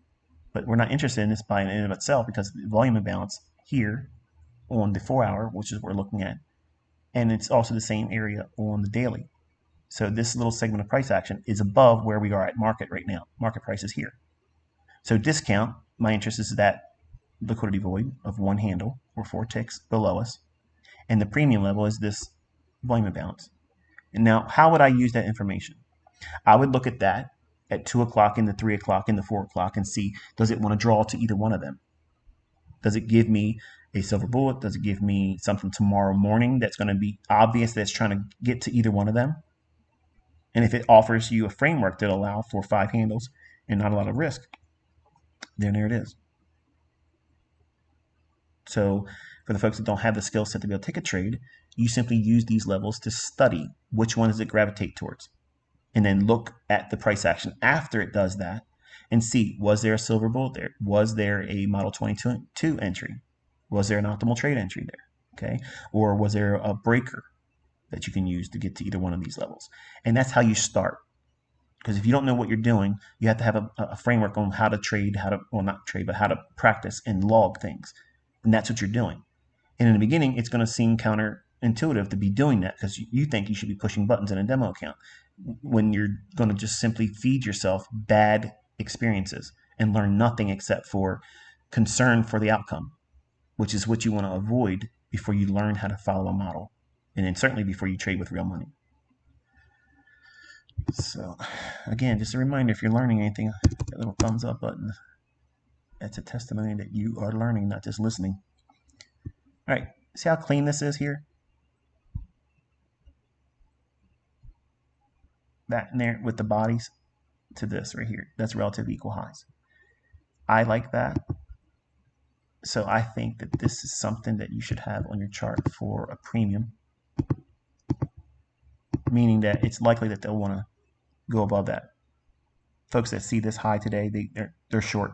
I wouldn't want to be short in this, but it's likely that they might at some time between now and Friday, they'll want to clean that area up. If they do trade through that, then I would want to see, does it want to stay above that and not quickly reject? Because as long as it doesn't quickly reject, we would anticipate trading up into that area here, which is the inefficiency that we've seen on the daily and the 4-hour. Now we're on the hourly chart, and now this becomes what? Look how it's refining down into a actual liquidity void where there is no trading between 2 successive candlesticks. So between this candle's low and this candle's high, there is no trading, zero booking of price, buying or selling, nothing. So this is a real what? Liquidity void. Should it be defined just like this? Is it accurate to leave it just like this?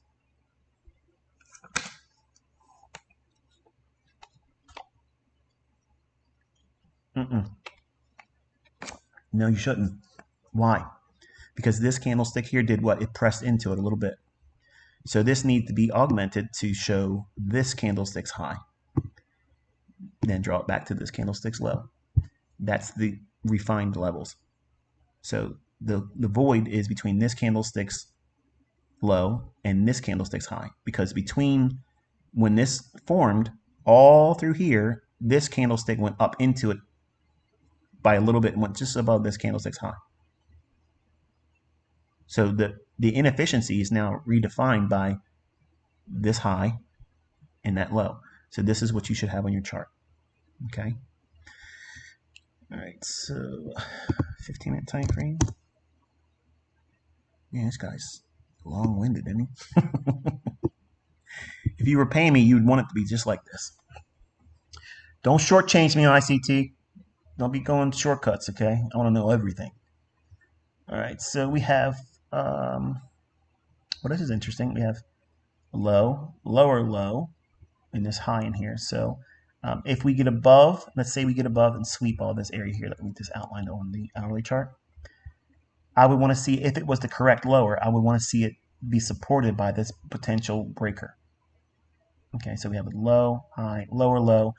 If it were to take a run above that 41.87 level, it's allowed, it would be permissible for it to drop down into this high in here, but it would have to be supported by, let's go into the 5-minute chart. It would have to be supported by this up close candle here.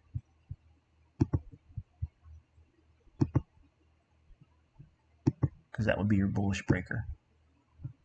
So, meaning that it has to go through that, show no respect of it, okay?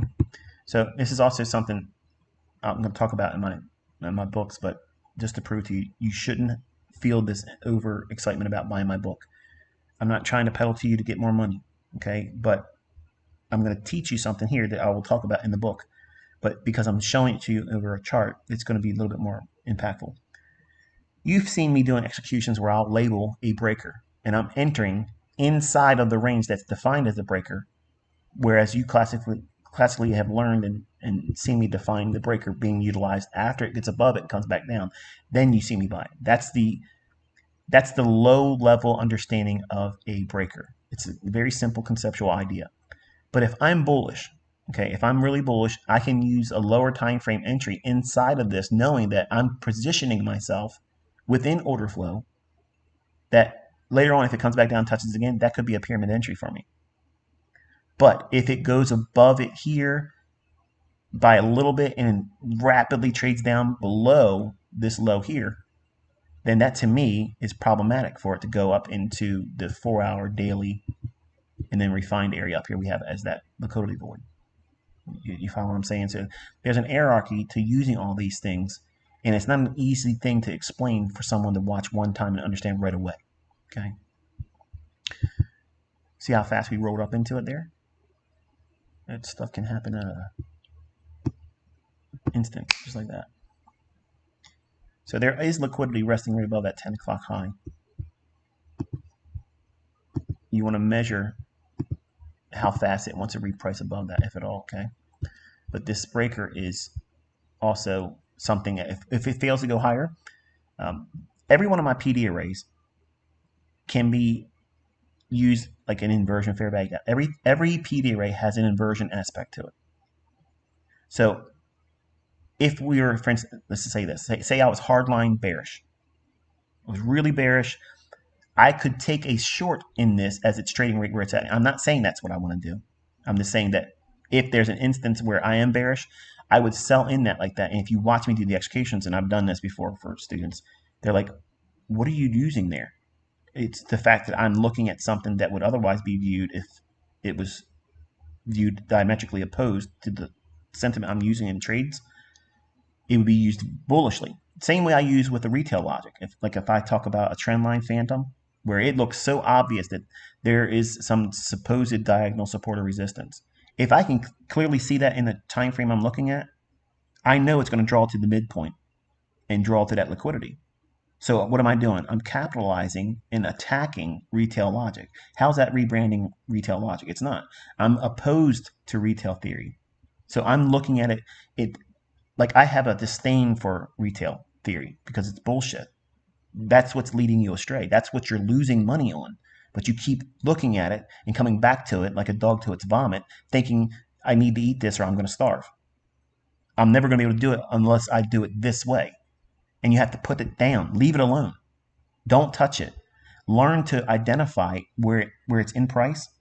And the way I'm teaching you how the market's likely to draw to specific price levels, that draw on liquidity, if that draw on liquidity is opposed to what you see from a retail perspective or theory, chances are that retail theory is wrong. That's what I'm trying to communicate. I'm trying to communicate that as a beginning basis point. Because if you can get to that point, it's real easy to hold on to learning and practicing until you get good at your model. And then it becomes really fun, because then you can go into any time frame using that model and find something that builds your courage up every single day, because you have something you can measure. So there we have the little short-term high from today's intraday high. And then we're trading right back down into that breaker. It's a 1 minute chart. What time is it? It's 1:32. What time did I start this thing? 11 something? Let's call it 11:15, so 12:15. So we've been going about 2 hours and 15 minutes. I'll try to wrap this up by the time we get to 2 o'clock. Keep going, ICT. Come on, man. Let's go to a daily chart. Look at the Dow. Dow.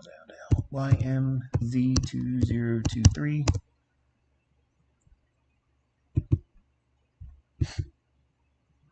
All right, we have a small little fair value gap. What kind of fair value gap is this? Before I draw it out, what would you call it? Right here. What was that? What's that one called? What's the little thing I told you that you remember? Determine what is a specific fair value gap. A down closed fair value gap is a SIBI. An up closed fair value gap is a BISI. So this is a SIBI, sell side imbalance, buy side inefficiency.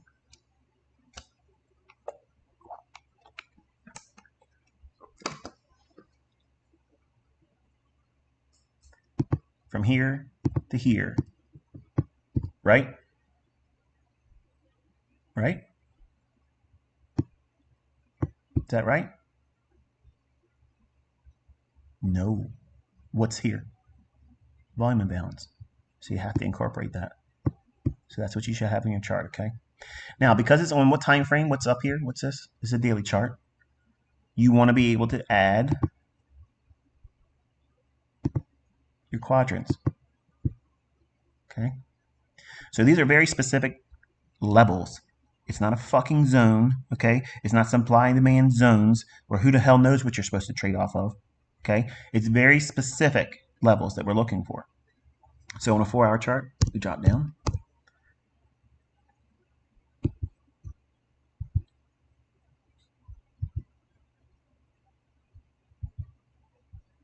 Okay.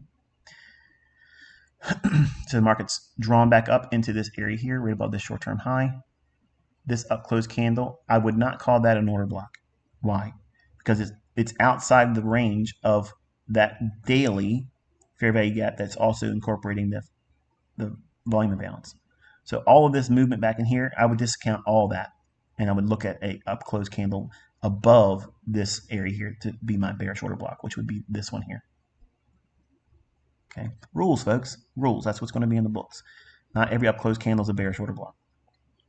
So if we have our lower quadrant level here, does it want to get to that lower quadrant level? Does it do so speedily? And does it close above it when it gets there? If it doesn't, that's suspect. That means it might want to revisit all this down here. And this area here, between this down close and this up close, this little segment of price action right in here is a balanced price range. So it'll take a more meaningful move to get below this. So any retracements could be met with some kind of support in here. If we lose this area here and it comes back up and touches it, that is, in my opinion, potentially very bearish.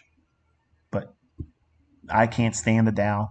The Dow is very, very fickle. It's spotty. It doesn't want to listen many times what the other ones are doing. But it's usually very helpful when it comes time to looking for intermediate or intraday SMT divergences, where the Dow many times is the one culprit that will say, I'm not listening. I'm not going to make that lower low, or I'm not going to make that higher high, where the NASDAQ and S&P would. that is something that you want to add to your SMT notes, that if you have an SMT divergence that is using the ES as the divergence or the NQ as the divergence, those are going to be your stronger SMT divergences. What'd you just say? I just gave you some gold. True, yes, I'll take an SMT divergence if it's the Dow, if I'm really, really strongly convicted about the idea I think the market's going to go. But I usually demand ES or NASDAQ to be the divergence because it's a larger degree of stocks, because the Dow is only 30. And those companies are, they're not what they used to be, versus 100 of the tech stocks or 500 of the blue chip stocks that are in the S&P Composite Index. So it's a little bit more weight placed on my S&T divergences when I'm using it as a catalyst behind the ES or NQ being the diverging index. So if that index is one of the two, ES or NASDAQ, I'm going to have a lot more faith behind that SMT divergence than it would be if it was just the Dow. So if I'm seeing it on the Dow, I have to have other things really siding with me that it's going to move. Otherwise, the SMT is not going to do it for me. It's not going to be the thing for me to say, yeah, this is a good qualified trade. So just toss it in there at no extra charge. Just make sure that this is down here as your balance price, okay? And a 60-minute chart. Man, I'm doing a clinic today. Shit, I should have charged money. Could have got myself some cheesecake. All right, so here we have the hourly chart. Now look how this run here. From here, run. Don't worry about the shaded area here because we did that after this forms. But look how it goes down here, runs up, trades above this high there. No inefficiency because it goes immediately down into the order block. But where specifically does it go? What is this? It's a wick, right? Wicks are treated as a gap or inefficiency. So if we treat this range, when I'm watching price move higher or lower, I'm looking at every single wick. Let me get this off here. Don't need the quadrants for this. When price was up here, and if we thought price was going to go higher, go look at all of the times I'm trading. When I'm doing my executions, I'm adding pyramiding. If there's a wick that it's trading back down into, you'll see me entering at it. Look where it goes, right there. And what is that little movement below it? What's that called? A mohawk. It's perfectly permissible. That's exactly what the algorithm's going to want to do to offer what? Smart money that has an algorithm that's going to handshake with it. Okay? Here's the conspiracy that most of you are going to say it doesn't exist. But I'm telling you, when you start looking for it like this, you're going to see it's there all the time. And then you're going to really have a problem sleeping at night because you've been believing in Bollinger fucking Bands. So right in here, we have a consequent encroachment. That price level is 32,806. The low here is 32,801. So we're only talking about what? 5 points? And this is on an hourly chart. An hourly chart, and you're only talking about 5 points deviation below a consequent encroachment level. Are you going to be wrecked if you have to trade with something that allows for a stop loss that's just above 5 points in the Dow? And trusting in a logic that where you're entering there should be some movement that supports your trade and it should run higher. What's this over here? What's this right here? Same thing, right? Same thing this is. So if you look at both of them, what is it doing here? It's overshooting this one, but it has to refer back to this one as well because it's also a wick. So it's a gap. 2 consecutive gaps in the form of a wick. So you have to look at that. That's real fucking order flow. You're not going to see that on a depth of market. You're not going to see that on ladders. You're not going to see it on volume profile. That's not, you're not even looking at this stuff. You're not looking at this, but I am. And I'm executing on it. My entries are fucking phenomenal. They're consistent. They keep happening all the time using the same logic. I'm teaching you how I'm doing it. If you're bullish, you're looking at these levels.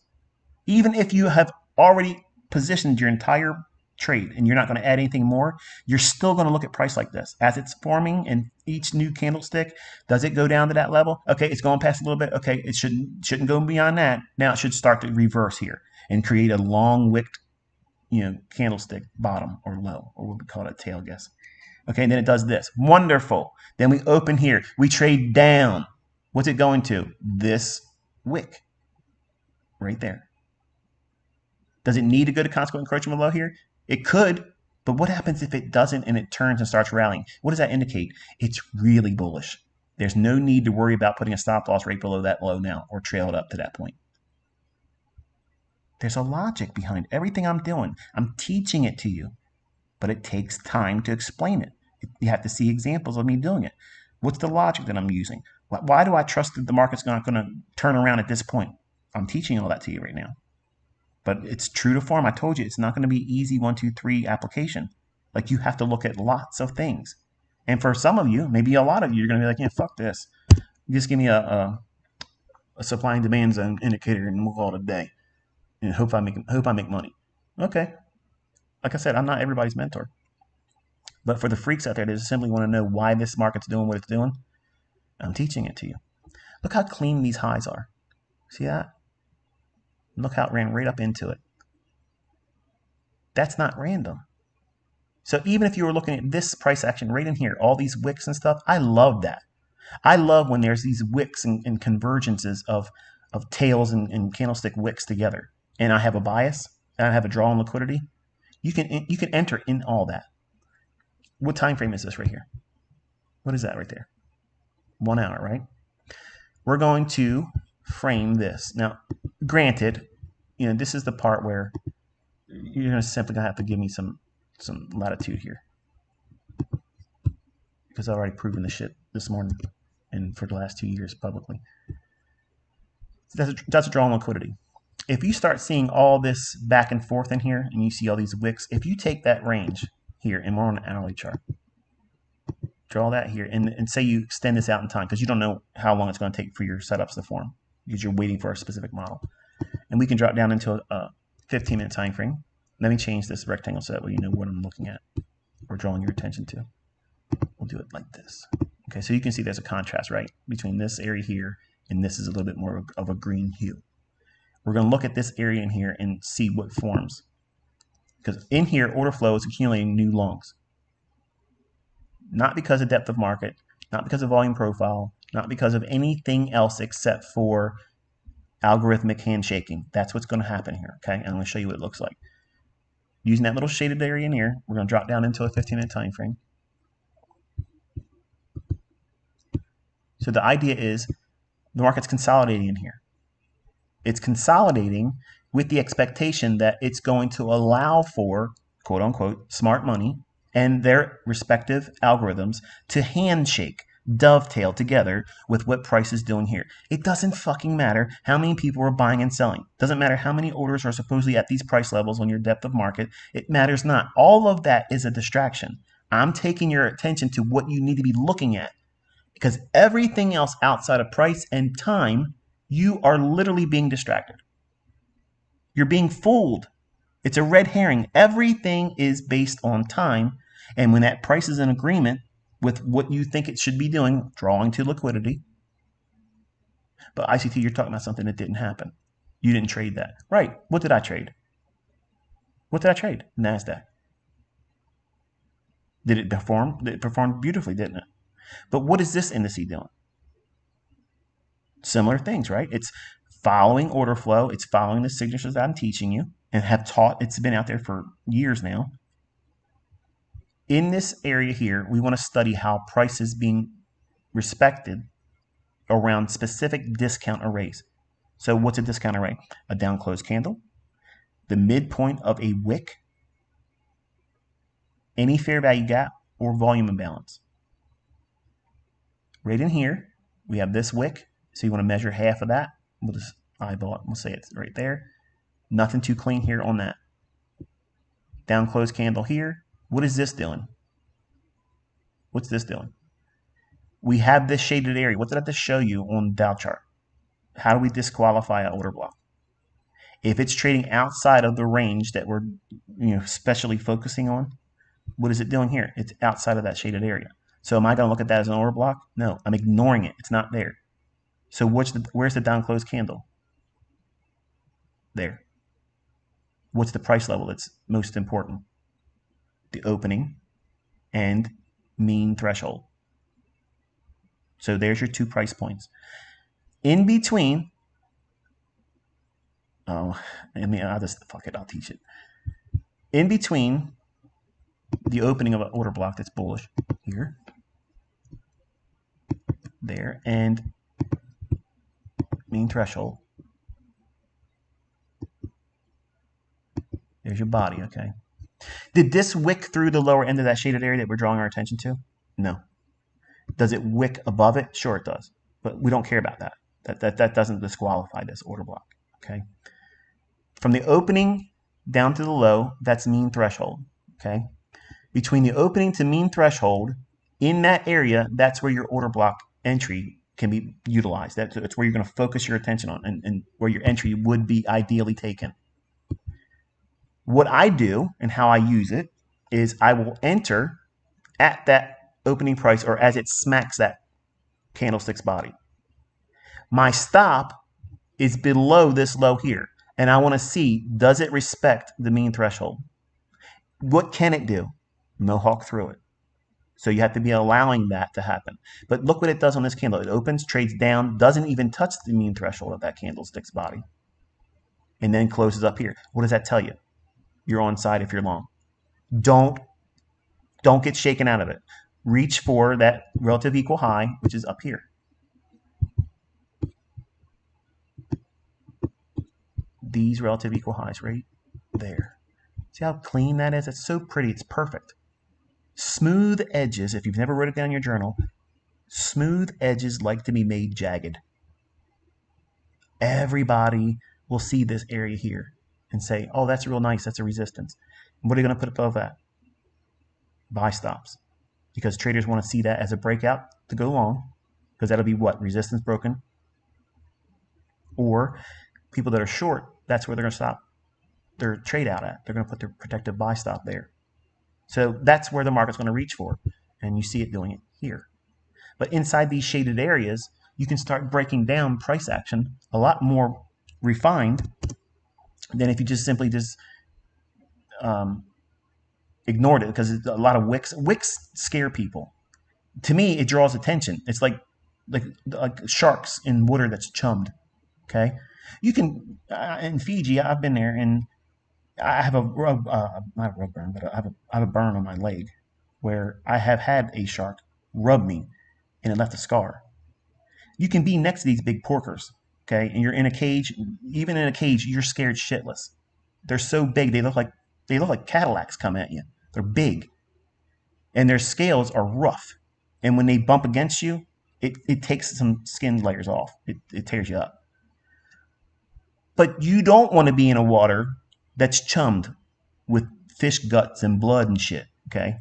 So they make sure that you don't have any cuts, no nicks, nothing like that, because any little bit of blood will get these sumbitches crazy.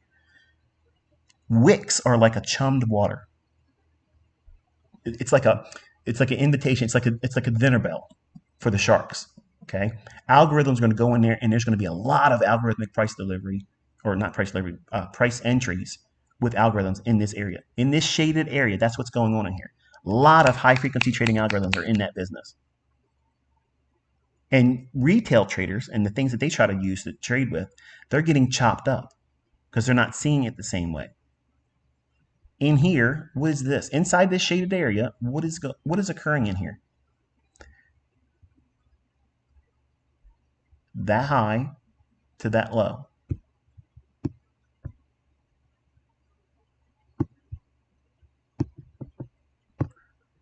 That's our fair value gap, right? Correctly identified, right? No.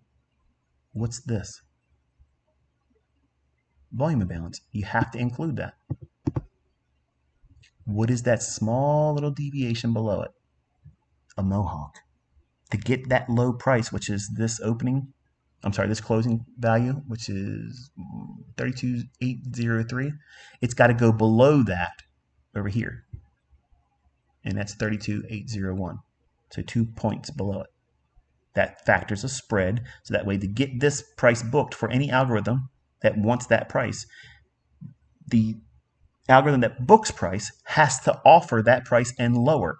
Otherwise, the handshaking algorithm that the central banks use to fleece everybody that doesn't believe they don't exist, okay, that's what's going on. Okay, that's exactly what's going on, folks. That's what makes these markets go up and down. That's the real dance. And everybody else is a casualty of war. Yeah, sure, you might get a victory here and there. They want you to talk about how you won money. They want people to keep investing their money in their 401ks and all this bullshit because that gives them a great source of food that never expires. That high frequency trading algorithm entity that handshakes with this rigged market, that's what's going on every single day, all day long, every fucking day, even on holidays. Even those little truncated times of the day or trading days when you can only trade till 1 o'clock or 12 o'clock and they cut the trading off, they're running then too. Their money never sleeps. But in these choppy points, these high frequency trading algorithms are chewing up everybody. And you think this is all noise. Oh, it's getting tight. It's getting tight. It's getting tight. Oh, the chop is real. The chop is real. That's funny shit. I love it. That's comedy. Because in that very moment, I'm in there taking trades. You will start seeing this when you start looking at it. But if you look at it as chop and you think, oh, this is going to harm me, or there's no rhyme or reason why price is doing what it's doing here, so therefore I should just don't do anything, you won't ever see it. You'll have a blind eye. You'll keep a blinder onto it. But everything's happening for a reason. It's all absolutely scripted. So once it goes down to the volume imbalance in here and trades down to this last down close candle, which is a bullish order block, here we start to rally. Then we have, what is this? This is a down close candle, right? That's a down close candle, isn't it? Sure it is. What's the opening price on it? 32,834. And where does this candle go to? 32,833. 1 point lower. Why? Because to get that price, it has to drop low enough so the handshaking high frequency trading algorithms can get that price booking right on that opening. But it's buying selling pressure, right? GAN had its day, and everything in GAN and Elliott Wave were working today, but support and resistance and the guppy patterns don't work today. Harmonic had to take a day off because Hurst cycles, that's the flavor of the day, right? You guys are fucking crazy if you believe that. Like, you honestly believe that Mickey Mouse level bullshit. Come on, man. You gotta wake up. If discussions like this and examples like I've shown all this year and last with real executions, okay, they're live executions, folks. You can't Mickey Mouse that shit. That's real. That's fucking real. You can't hide it. You can't discount it. It's not market replay. They're really happening. And it's the same logic being repeated over and over and over again. That should inspire you to dig into it deeper. Say, you know what? There's something else going on here. All these classic chart patterns, head and shoulders and bullshit, bull flags, that's all stuff that is simplified. So that way everybody thinks they can easily go out here and do it, and they risk their money. And then what happens? They don't want to talk about it to their friends. They don't want to tell anybody they lost money trading bull flags and head and shoulders patterns. So it perpetuates what? Nobody's losing any money. Everybody only makes money.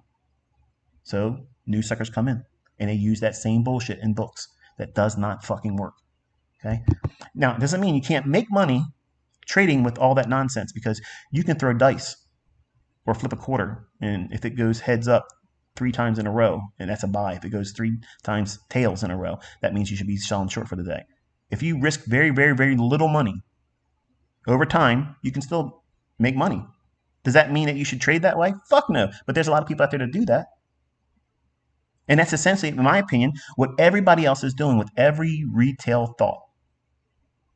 Any kind of pattern for pattern's sake, stupid. Moving average crossovers, fucking stupid. Stupid. That can't be the only reason why you're getting into a trade. You can't just do that. There has to be some idea of where the market's going to go. And everything, if you think about it, take a step back for a moment. Everything in your learning about trading has always been about getting into a trade. And this industry serves that shit up on a platter all the time. All these buy and sell signals, because the action part of it, that's the itch that you need scratched. I'm not going to fucking babysit you. I'm not going to sugarcoat it and say, here, watch my fucking videos. I'm going to give you entry techniques over here, here, here, here, here. No, I'm telling you where the market's going to go, why you can trust it's going to do it, and why you don't have to worry about the fucking algorithm stop working. Who's going to sleep better at night? The person that is wanting to understand how to get into a trade in dozens of different ways, or a person that knows where the market's going to go consistently every fucking week, every single week? This is where the market's going to go. I know this. If you understand that, if you understand where the market's going to go, why it should book that way, guess what happens? Guess what happens? That's when your retail shit is going to work in your hands. But see, nobody looks at it that way. They look at it, well, this is the pattern, this is the methodology, and I have to stick with my edge. You have to keep pushing your edge until it doesn't work. That's how you make an edge dull. That's how you make an edge dull. You overuse an edge, you make it dull. You have to know when to use that edge. You have to learn how to handle that edge carefully and safely. Otherwise, you're going to cut your own hand off. And what good is it if you cut your hand off, you can't push the button, right? So anyway, that's enough about that. I can't stand fucking Dow, to be honest with you. It gets on my nerves. Let's take a quick look at gold. Mix it up a little bit here. All right, look at that fucking mess. All right, so let's go to a daily. Now, right away, if you haven't already learned this from me, this is a market that I have taught many times that it's an event-driven market, which means it's highly manipulated. It's at a value that is extremely absurd, because gold should be like $20,000. Okay, that's what it should be at. Okay, there's not a lot of it right now, but they're keeping it artificially held at bay because all the central banks that they're getting ready to roll out, and the currencies that are going to come up and rival against the greenback that will be gold backed, the BRICS nations currency they're getting ready to put in play, that's going to be a gold backed currency, and that will be a death nail for the dollar, because we're backed by bullshit, a hope and a prayer, a fart. Basically, that's what it's backed behind. Okay, so there's nothing behind it anymore. The gold market, we talked about how it was likely to reach up above relative equal highs if we took that out. And then right over here, keep your attention right in there. And don't take my word for it. Go back and listen to the videos and the commentary. And we did, in fact, trade into it rather handsomely there. So let's talk about things from the perspective that things escalate overseas. Okay, say the tensions in the Middle East get really, really ramped up, and things get just really ugly. I do suspect that would cause gold to rally, but I don't think it would create like a meteoric rise. But eventually, when the BRICS nations really get moving with their currency that they're trying to get more nations to be a part of, once that's in play, you're going to see a steady rise of gold. It's going to be like a commercial bull market, basically. It's going to be one of those markets that just keeps going up, and people that try to short it gets grinded down to bits. We're not there yet, but that's where I see long. What all of you hope for Bitcoin, gold's going to do that. That's what I'm saying. But it's only going to last a number of years, and then eventually it'll hurt a lot of people. But gold is going to be one of those movers that just keeps going up, keep going up, and everybody's going to try to look for reasons to go short on it, and it will fail them. But the catalyst, and here's the part that people are not going to use in context when they take my little sound bite right there, and they're going to say, look at this, ICT said this and this. The context is this: the BRICS nations currency has to be put in play, and more nations are part of it. Once that occurs, you'll see the dollar fall to that, because there's nothing behind it. The only thing we can ever do was do wartime, or it's backed by oil. and Saudi Arabia is distancing itself from us, and it's allowing other nations to buy its oil outside of the dollar. So what do we have behind our currency anymore? Bullshit. It's smoke and mirrors. So it's important to understand that a lot of you crypto guys think that you have a safe haven in Bitcoin. They're letting you believe that, because when the central bank digital currencies come out, your Bitcoin's getting sliced and diced. Okay, that's the way it is. They're putting it in futures contracts, and now they're doing ETFs or something like that. I think I read. Whenever that happens, that's absolute control. But you think you are in a free market, not a fiat currency. And it's fucking fiat. There's no difference between that and what the dollar is right now. Hope and a prayer. Hope and a prayer. Doesn't matter how many Bitcoin are in existence. It's an illusion, and you're buying it hook, line, and sinker. Period. It was used to invite and allow for the idea of something on the blockchain, which is going to be the thing that none of us want to be on. And that's all I'm going to say, at least on this medium. All right, so there really isn't any interest beyond this. Do I think that gold goes and rallies up into consequent correction of this wick here?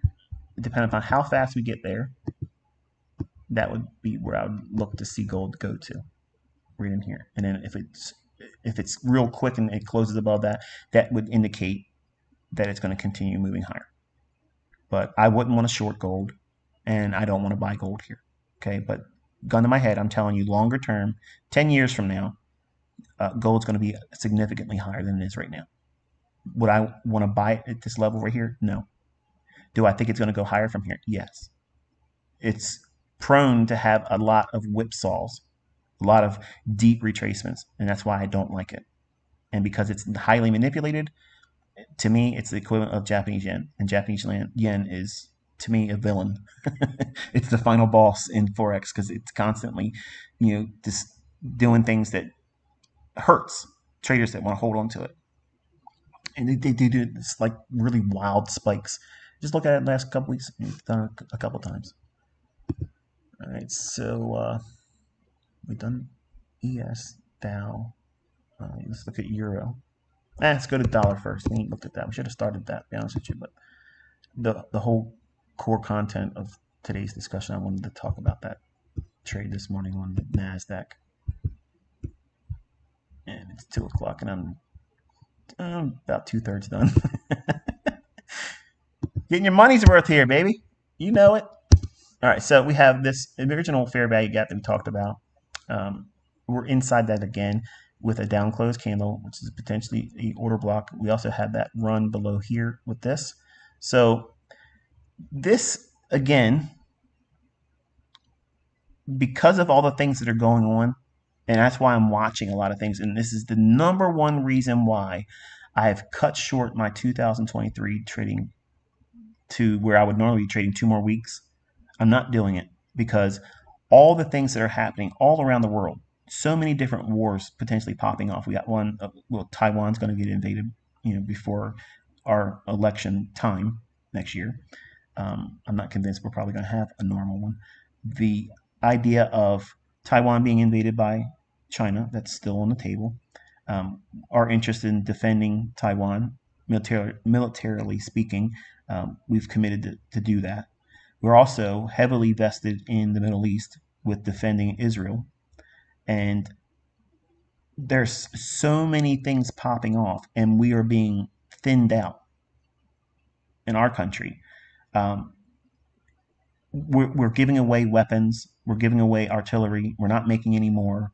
We're letting people into our country that are, who knows what they're here for, and we're not equipped to have all that stuff. So we are watching the destabilization, which what the U.S. is doing many times for a long time over the Middle East. We're watching that actually happen to the U.S. right now. And if you can't see that, then you're blind. And I don't know what the immediate ramifications are going to be between now and the end of the year because of all that stuff. I certainly know that I don't want to be in there taking on risks, because we could have an event that could be very problematic and shocking where I don't want to lose, $1 million or more. I'd rather not do that, right? So if I choose to stand on the sidelines and observe, I can be more calculated about going into this new year, because I have to be very careful trading next year too, because all this stuff isn't going to go away. So I have to be very careful and pick my shots and know what I'm doing when I'm doing it. And if I know I usually take the week right before Thanksgiving in the US, I don't trade after that for the rest of the year. I don't do any kind of trading at all. And very rarely did I look at markets. But when I started doing mentorships, I had to be teaching them, and it was such a drain. And I'm looking forward to having no connection to the marketplace until February. So my trading starts the first Tuesday of February in 2024. I won't be doing anything in January. I won't be doing anything the first week of February until we get to the first Tuesday. And that's the mode of operation I've used throughout my entire career. I don't want to do anything in those other times because it's holidays. I want my focus to be on that. Your focus should be on that too. And where we're at right now with the dollar index and all the things that are going against it, my thoughts are this: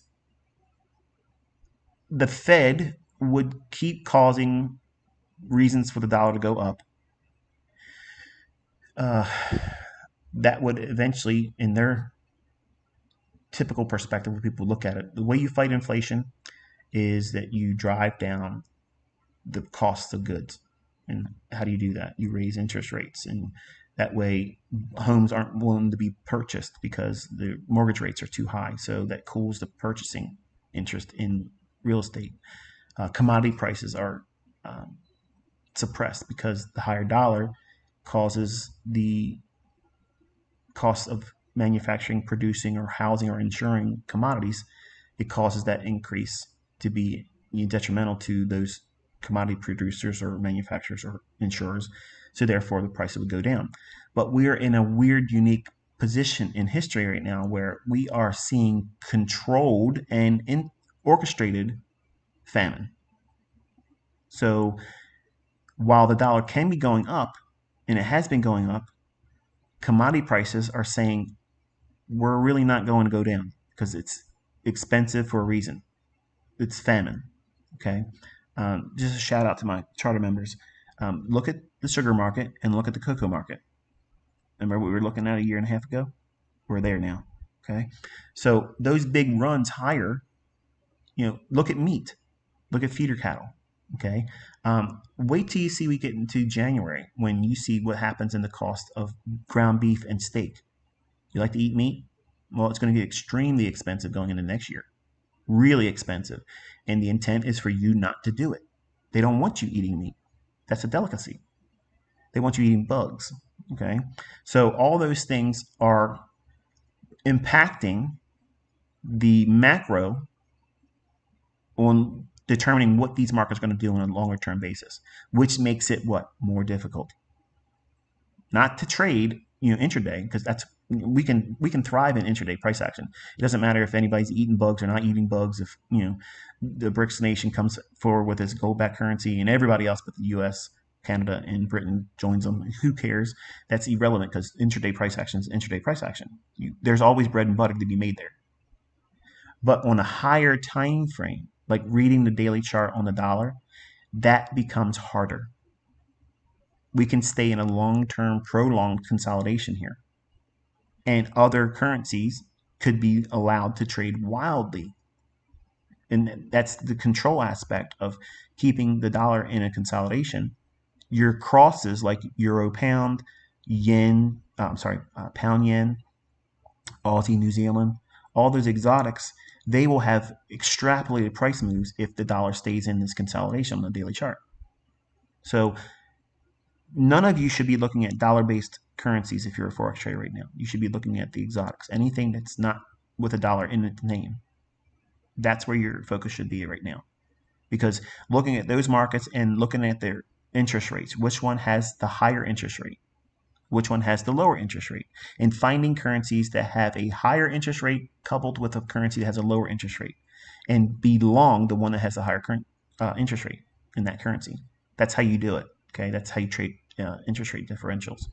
But you just don't trade higher interest rate differentials for the sake of doing it. You have to do it at a time when the dollar's being in consolidation.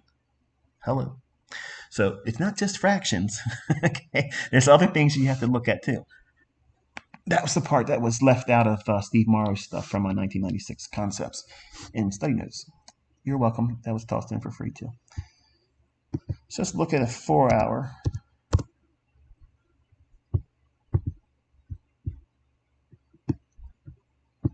All right, you see how we've already taken the sell side here with this drop. We're inside that fair value gap. It's the blue area here on the daily chart. I don't like the idea that they left this like that, but let me map it out for you like this. Let's see. Do you see how this area right here,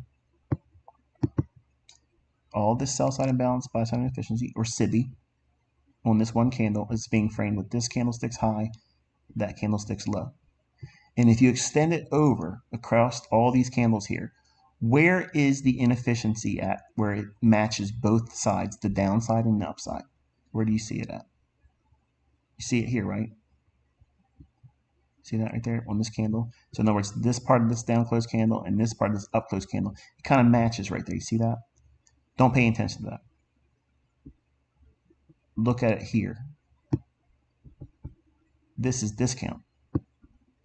So this portion of this down close candle and this portion of this up close candle, that is a balanced price range. It's further increased in terms of its balanced price action is we took this low out here and rallied back above. So what I'm saying is if we drop outside of this fair value gap that's in blue, I would demand, that's the real supply and demand. ICT supplies the mojo and he demands price does what he wants it to do, right? I demand the supply and I supply the demand. So if we have this area here as a balanced price range, if we trade outside of this, this needs to be the last line of defense and it should not close above this lower level at all on the 4-hour chart. If it does that, that means that we're going to see lower prices on the dollar index and it'll probably need to trade a little bit beyond outside of the consolidation it has on its daily chart. But as long as we don't do what I just stated here, which is close below this balanced price range on the 4-hour chart, then we're going to stay in consolidation. It needs to trade above these highs here before I would resume looking for order flow bullish. It needs to get above here. Because right now we're in no man's land. I wouldn't do anything dollar based at all. And this is the reason why I'm telling you this. You should not be in euro dollar. You should not be in pound dollar. You should not be in Aussie dollar. You should not be in anything with a dollar in its name. Nothing. Do nothing like that. So if you're a Forex trader, you need to be looking at the exotics. Anything that's coupled with another currency that is not dollar based.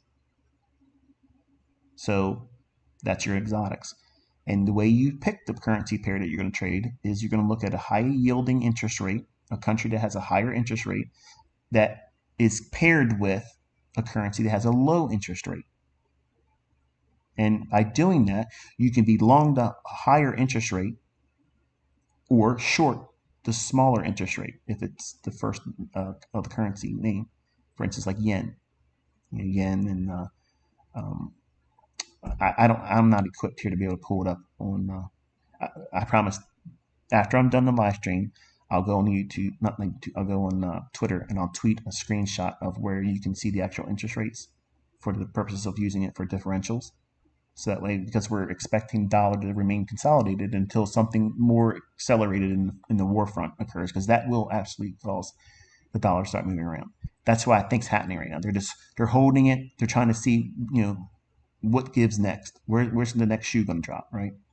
So while they're doing that, dollar's not really going lower. It's not really going higher. So it's allowing other currencies to move around, which allows for pursuit of interest, seeking yield. That's the mechanism that's always keeping things moving, seeking yield. But the dollar doesn't need to be moving to do that. So if you're a Forex trader, you want to be now taking your attention away from dollar until it leaves its consolidation on the daily chart in the framework that's outlined right here on the 4-hour. That's what I'm using for my personal reference. So it needs to do one of these two things for me to be interested in the dollar index again. Otherwise, it's the highest interest rate versus the lowest interest rate and couple that with Forex pairs. And then go long the higher interest rate currency, go short the smaller, shorter interest rate versus a stronger one.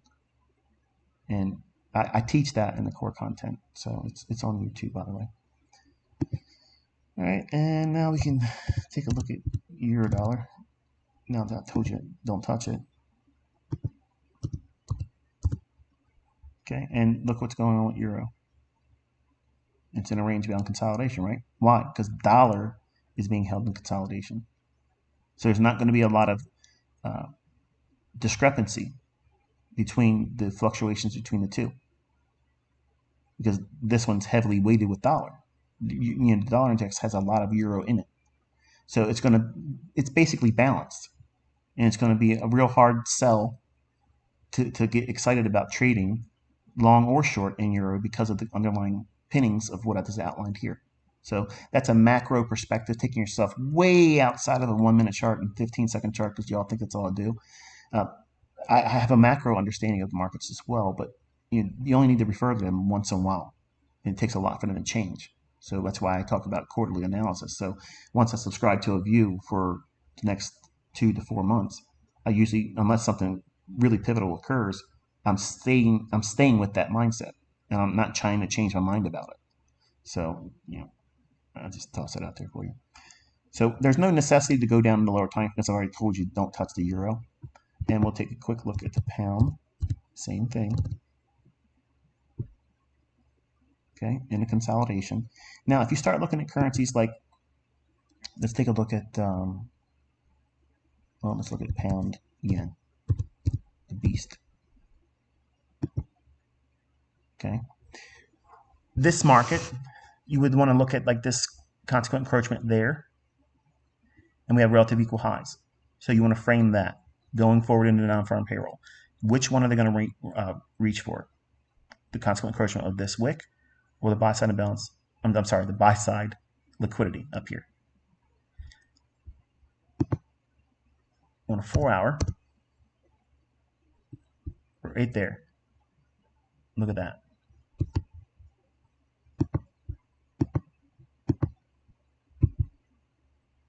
That's a big hole right there.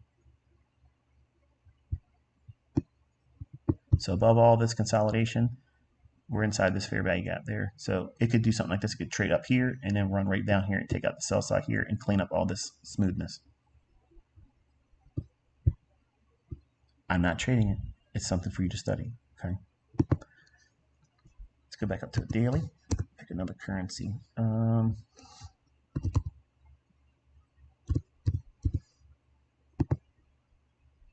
Okay, daily chart. Consolidation. Would you trade this at all? I wouldn't. There's nothing in here that would get me excited. Why? Look exactly where we're at right now. Do you see how this high, that candle, and that low, that candle, that is essentially that's your trading range. It's in consolidation on a daily chart. And where are we at right now? Right in the middle of it. We've already traded to this inefficiency here multiple times. There isn't any inefficiency looking back over here. You have just this consequent encroachment of this wick, which has already been traded to there. So where's the high probability draw on liquidity? On this one? Nowhere. You don't do anything with this one.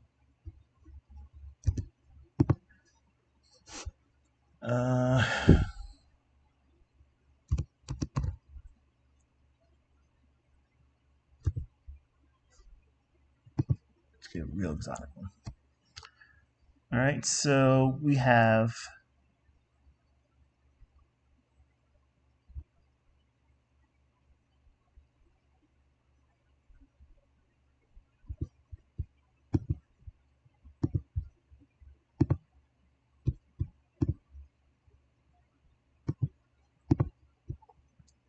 midpoint right in here. So the sell side right in here, I think we could reach for it there. So watch that. This is where I would use a draw on liquidity for this currency. I would never trade this. But for the folks that are at Forex, I know you guys have been really wanting to see me do a lot more discussions on Forex. Sell side resting below here. All this trend line support, it's a phantom. We've already started to move. I apologize, but I don't really watch the Forex markets all that well now. But the draw would be right in here. That would upset everyone that would be using this fake phantom diagonal support, which is nonsense. Doesn't work. Let's look at and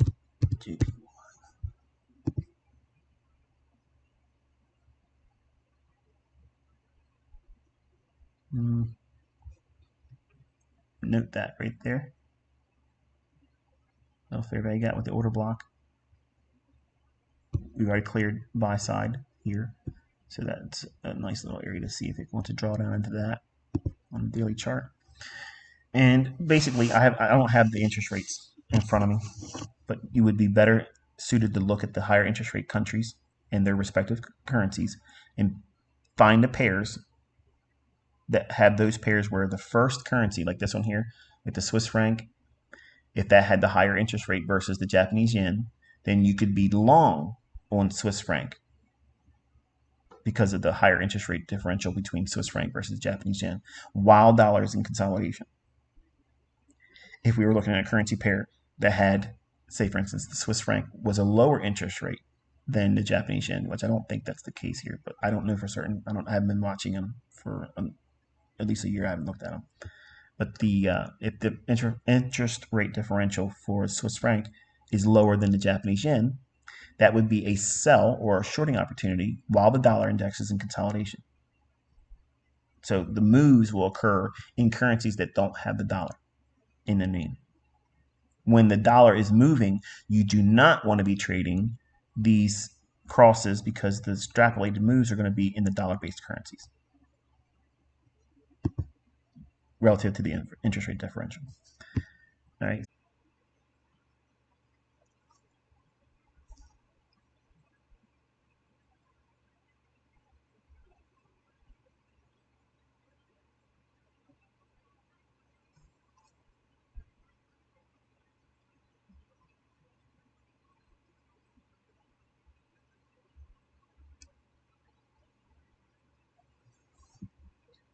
Do me a favor on Twitter if you guys can tell me if you can hear me still, because I'm not sure what just happened, but everything got froze up on my end.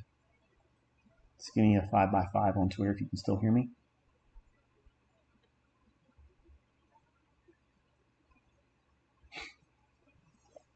Again, I don't know if you can hear me still.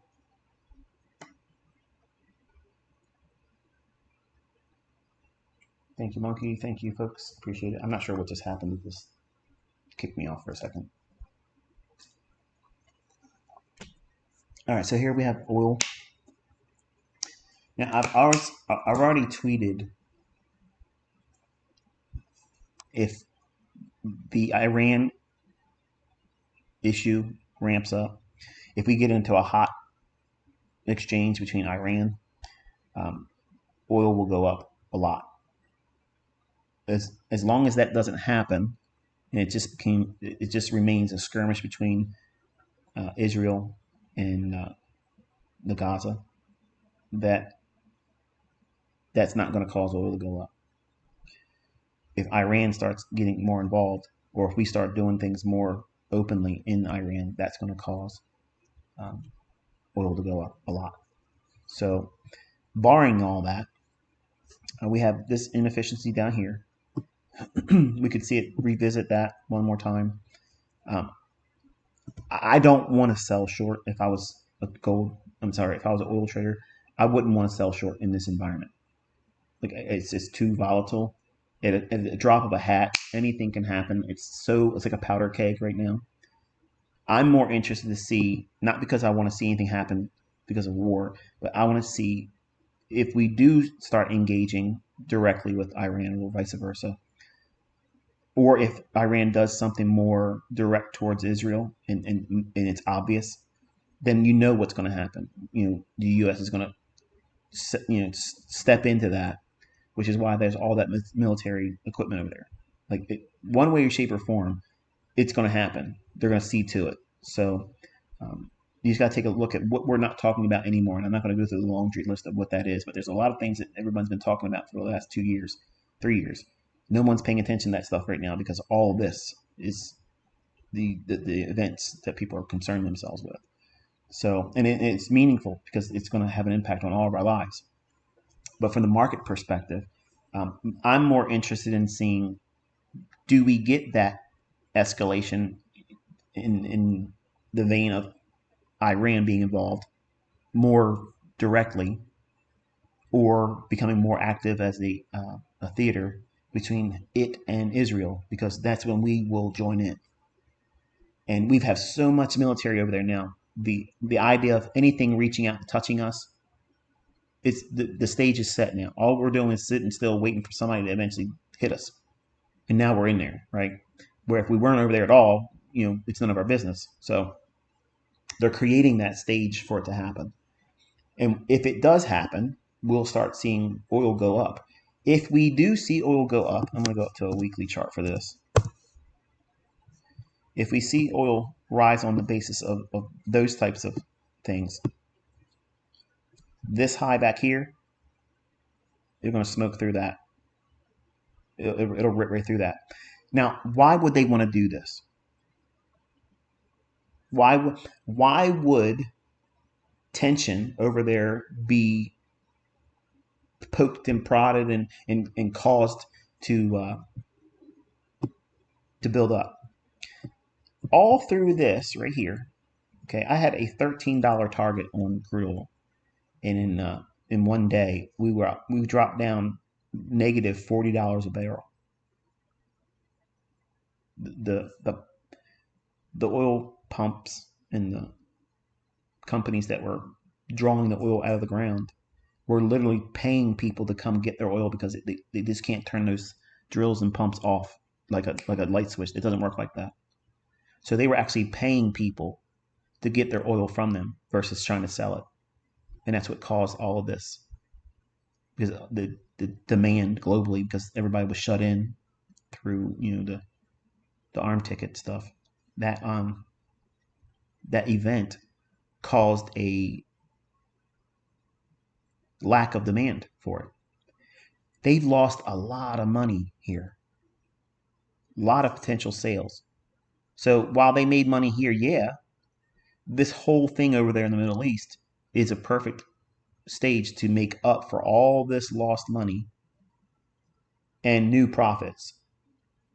So I'm of the opinion, okay, here's my opinion, and I'm going to close it because I'm hungry.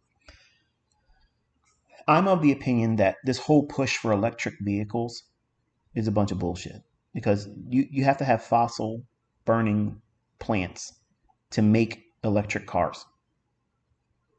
Like that like nobody's doing the math on that.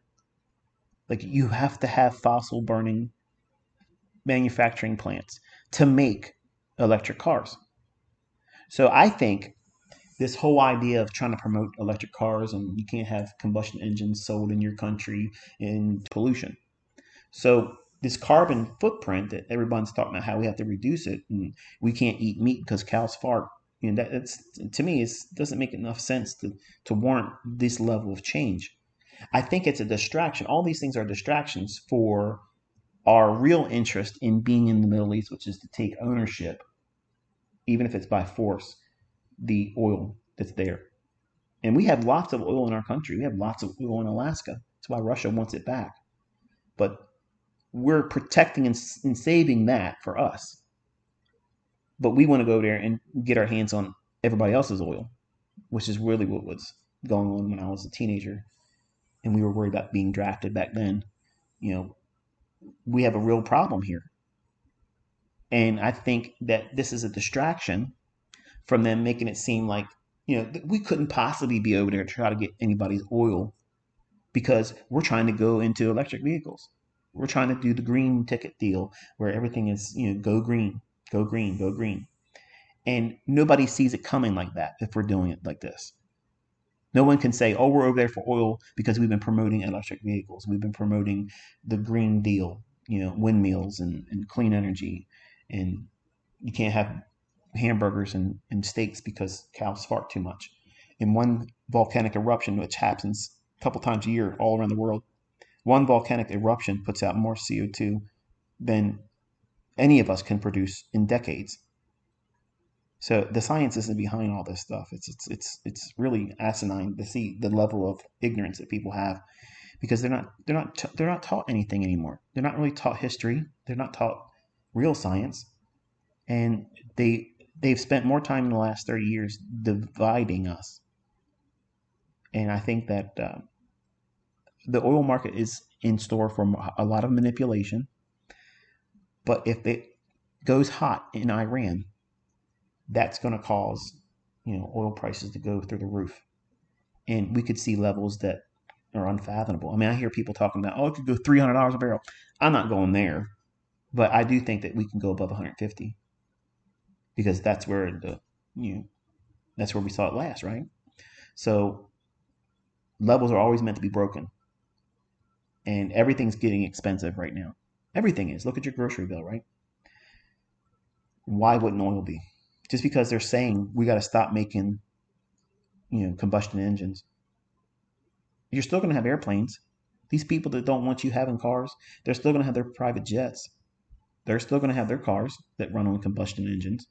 They're still going to have their yachts that put out so much pollution, it's ridiculous.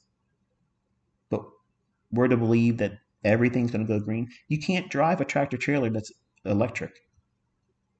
You need diesel engines to pull this stuff. And everything is supposed to be supported by our already weakened and aging electric grid. And they tell people, don't turn on your air conditioners when it's really hot. Don't turn all your air conditioners on because it might cause a blackout. But we're all supposed to have an electric vehicle. How the fuck are we going to charge them all up? If we can't run our air conditioner, how the hell are we going to charge our Teslas overnight all at the same time? Because we got to go to work tomorrow, right? You got to work. You got to go to the grocery store. You got to take your kids to somewhere, something. You got to move around, right? So the math ain't there. The math ain't mathing. And all these things are, to me, I think they're distractions because this whole thing's about us getting over there taking oil. And when we finally toss it in and say, yeah, it really doesn't work. It doesn't really have a benefit that we thought it was. We've done the math now, and we got to stick with fossil fuels. But by then, we got our drills in over there again. So it's my opinion, and I'm not trying to debate anybody because I'm sure there's people out there that know more about it than I do. It's just something that jumped in my head over the weekend. I'm thinking, like, none of this shit really makes any sense. And why would they keep pushing it, knowing it doesn't have any scientific weight behind it? But we're over there now getting ready to start getting in the Middle East again. So, I don't know. It's something to think about. I'm not interested in anybody else's opinion. So if you're going to tweet to me or make video responses to this in regards to that, I'm not going to spend time looking at that stuff because, like I said, I'm not trying to be an authority on it. It's just something that just jumped in my head over the weekend. It's going to be a catalyst for caution trading the oil market.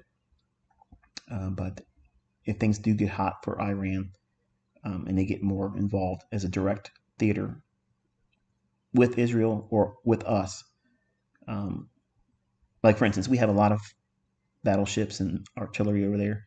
If they allow, okay, and I think it's not outside the realm of possibility, the guy falls asleep, he doesn't have the reaction time to really shoot down that thing that ends up hitting one of those aircraft carriers.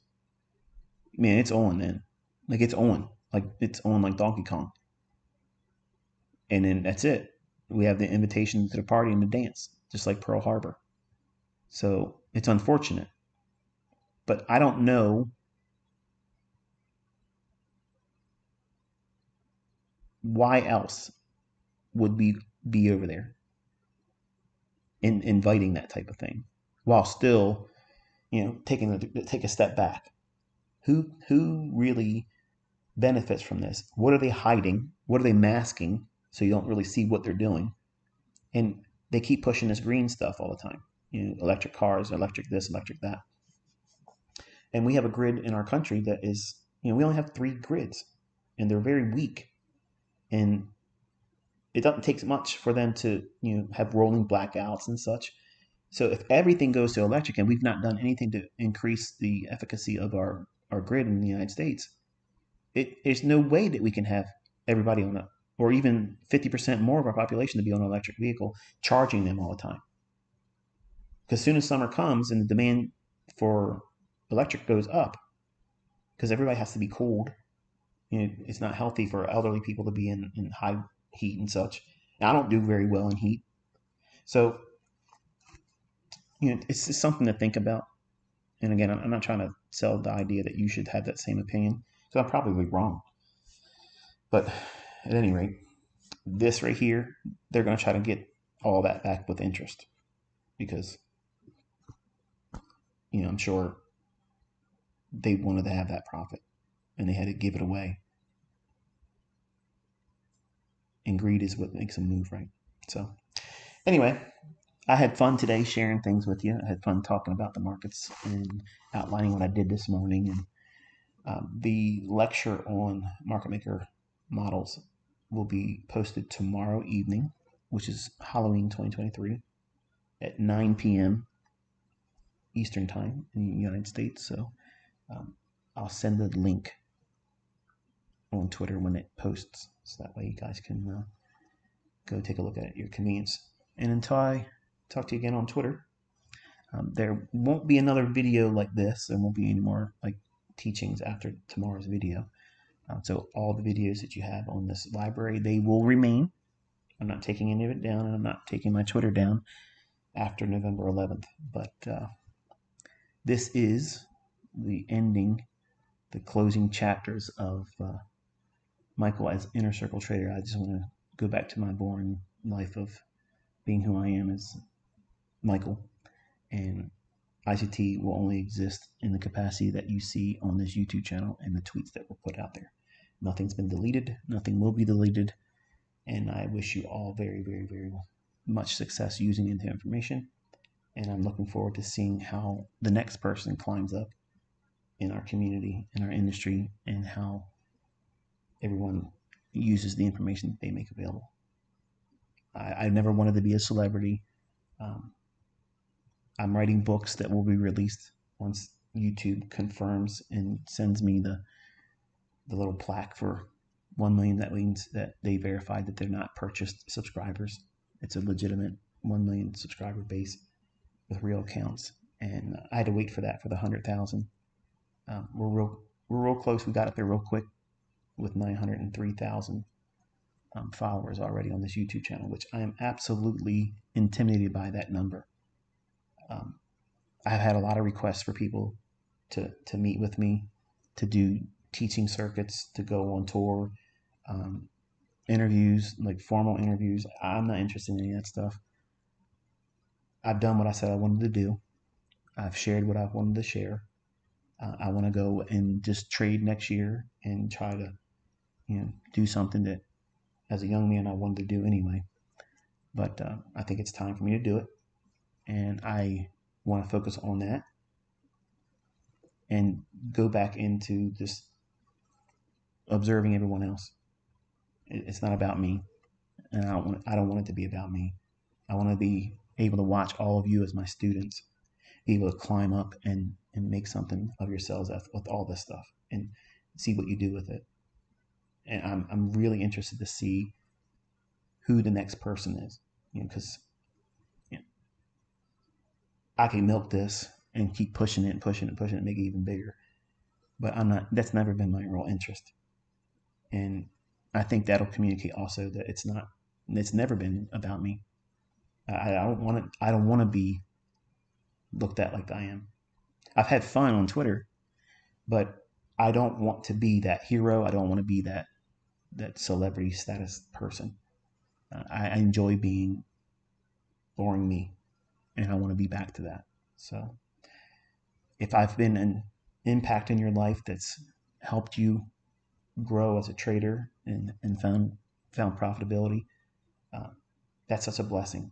That's such a blessing to be used in that capacity. And I've done as best as I could with the experience and the know-how to be able to do what it is I know how to do and what my students have learned. I don't know another way I could have done it any better than I did. And I'm not saying it was perfect. I'm not saying, because I don't think I am a good teacher in that regard, but I did my best. And my best for some of you might not have been enough. My instructions would be is spend some more time with it. It'll probably be beneficial for you not to have any more content coming from me. Because if I don't have any more content coming out, that means you have all the time in the world to focus on what you have in your hands already. And that's what I did.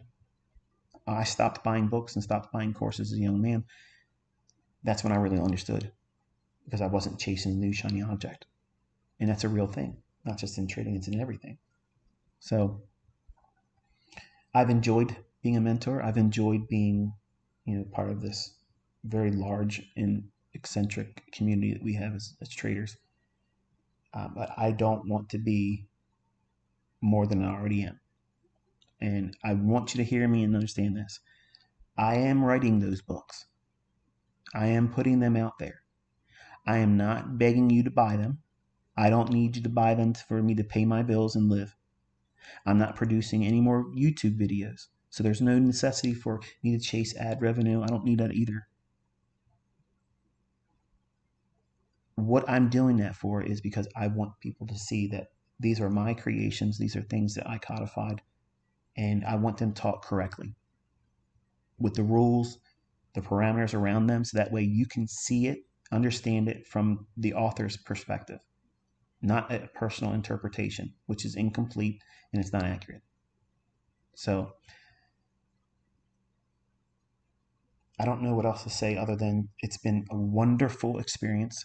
I've had so much fun being Inner Circle Trader. I've been so blessed to have so many people come into my life and share their experiences with me, what they were able to accomplish, what they're hopeful for, what they were doing with it when they made it. That to me is a huge testimony to not just simply looking at me as a conduit to learn how to make money, but once you start making the money, what are you doing with it? How are you impacting other people's lives? And some of you have taken it and just made mentorships. And I'm not proud of those things. And I'm not trying to kick sand in anybody's face as I'm walking out the door, but I never did this to create copycats of me. That was never my inspiration to do it. But I have a lot of students that have done things that are remarkable, where they've blessed other people. They've helped people when they didn't need it to be significant in the sight of other people. They've shared it privately with me. They don't go out there in public and grandstand and say, this is what I've done. I've gave this to charity. I've did this for that person. When you do that, you receive your reward. You've done that for the sake of getting clout or recognition for it. And if you're going to do those types of things, do it anonymously. That's the better way of doing it. And I hope that all this newfound success that many of you have now, you don't let it go to your head like it did me when I was younger. You invite all the wrong people in your life, and you'll have to live your life like I did. Divided. Certain people know certain things, other people don't know other things. And it sucks. It sucks to not live the way you want to live because you invited people that are just trying to take from you. And a lot of you young men, young ladies too,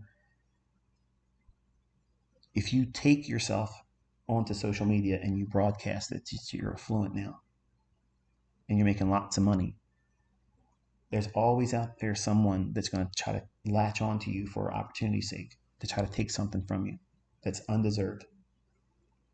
You gotta be real careful. And it's not just make a lot of money. It's not just online clout.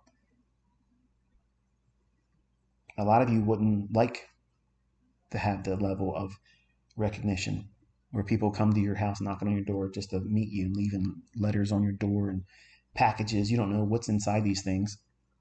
Like I don't want to open up a lot of the stuff I get sent to me. So please don't send me anything. It's dangerous. I don't feel safe doing it. And I feel uncomfortable saying those things because I know some of you are well-intentioned individuals. You just want to, because I've had some wonderful letters and gifts and cards and things sent to me. But I can't trust any of that going forward because the things are getting stupid like crazy. And I have a family that I have to worry about. And some of you, even in your well-intended decisions that you thought it was harmless to come visit me, I'm not comfortable with that. And you found out that I'm not real warmed up to the idea of that. And I told you that's why you don't want to meet your heroes, and you certainly don't want to meet me. When I talk to you in this capacity, I'm talking to you because I'm talking to my children.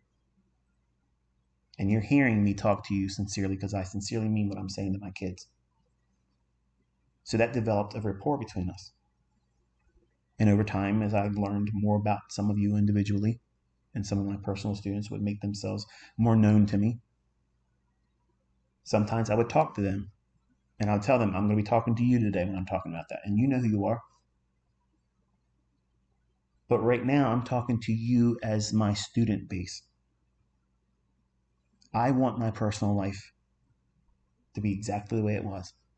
I don't want people contacting me to do interviews, to do teaching circuits, come over here. We want to do a keynote speaker, do this, teach us, come to work for us, teach our prop firm company. I'm not doing that stuff. I'm not doing any of that stuff.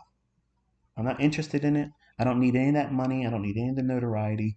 And I don't know how else to communicate it. Like, if I was here for that, I'd be staying around. I'm at the highest point that I've ever been. I don't want to be any more than this. I'm uncomfortable where I'm at right now. I'm introverted, and I only sound like an extrovert when I have the comfort of being in a bubble and I can talk openly. But I would never talk openly in front of anyone, like a crowd of people. I wouldn't do that. I wouldn't do it. It's intimidating to me. I'm uncomfortable in that situation, and I'm usually the most quiet person in the public setting. It took a lot for me to want to talk to all of you. It took a lot. But once I warmed up to the idea, you can see I don't shut up. Look at this goodbye. It's taken a long time, isn't it? So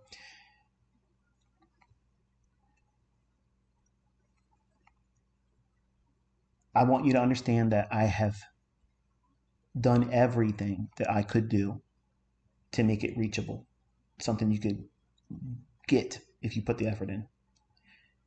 I can honestly say that I could not personally, I cannot do it any better than I did. And if I try, it's just going to frustrate me because I already know that I've done as much as I humanly, personally can do. If you have not learned how to do it, just spend a little bit more time. How much time? Whatever you're willing to put into it. And if it doesn't get you to where you want to be at, then just submit to the idea that, I failed as a teacher and go along the rest of your life doing something else. And I wish you continued success, whatever it is. I don't want you not to be successful. I want you to be successful. And even if it's something somebody else is doing, it's nothing like what I've taught. I want all of you to do well. I'm interested in seeing all of you. I want to see the next person rise up and how do they conduct themselves? What do they do with it? Because there's always going to be somebody else. There's always going to be somebody else that comes up and gets a lot of the attention and stuff. And I want to give it away. I don't want to have this seat. I don't want this. It's very, very intimidating to know that thousands of people hang on any word that I post on a tweet or any word that I speak inside of a live stream. It's very intimidating, especially knowing that I've had people that had worked very hard to do these things and try to learn how to overcome their own problems, and they are not successful overcoming their personal problems. And a human being like I am, I wrestle with things. Put in a situation where you're potentially able to make a lot of money, but you haven't really fixed yourself yet, that's a recipe for disaster. And in today's climate, where everybody gets to be able to fault somebody else except for themselves, maybe if it was a different time, maybe if it was in the 90s still, I probably would stay with it longer. But so many people have an entitlement mindset right now. And it's just everything's a victimhood mentality. And you owe me, you should have did more than this and you should have did more than that. I don't do well with those viewpoints. Nobody would really. So I've made my core content available. It's on the YouTube channel. You want a study note or a study guide, go through month 1 through 12. There's your study guide. Go at your own pace. Don't try to do too much at one time. Expect it's going to take you a lot of time to understand it all. Listen to the live streams. Like today, I covered a lot of stuff today that was intended to be just in the books. But to prove to you, I'm not trying to sell books to make money, because I already know the first week it's out there, it's going to be all over Telegram. So again, don't buy my fucking book. Just go in the Telegram channels and you'll see it. It's there. I don't give a flying fuck how much money those books make. I don't care. I'm not doing it for the purposes of making the money. I'm doing it so that way it has an ISBN number associated with me. I'm the author, and you'll see I was the one that put this stuff out there in its proper context, the right way. And that's all I wanted, because every book will close with me saying what I'm about to say right now. I was not deserving to have this information. I didn't earn it. I did not deserve it. I prayed a lot for it. Not for this specifically, because I didn't know this existed. But I wanted to learn how to be able to see this stuff before it happened. And I am of the opinion that many of you are uncomfortable when I talk about God. Some of you may be atheists. Some of you may believe in a different God. But I believe I had very extraordinary experiences where I would have never known this otherwise. Look at it. Look at it. Really take a step back and look at it.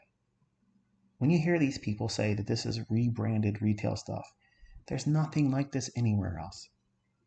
And there's no one else out there doing what I'm doing. Proving it with executions, proving it, annotating it live as it's happening. I went on live streams with you. I told you every individual candle, what it should do, what it shouldn't do. I can do this in a courtroom. I can do it right in front of the CFTC. I can do it every day of the week. I am not intimidated by that. I'm not afraid of that. And it doesn't matter how many times you say it's not real. It doesn't change the fact that it is. And believe me, while I was learning how to do this, I was astonished. It was scary. I'm getting butterflies in my stomach now all over again, thinking about, am I safe knowing this?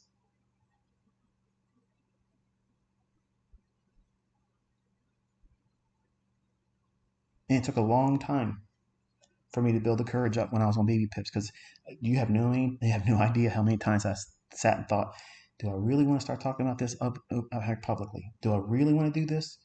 Do I really want to do it? So I slowly just put one toe in the water at a time and see, what's the reaction going to be? What's the reaction going to be if I do a little bit more? What's the reaction going to be if I do a little bit more?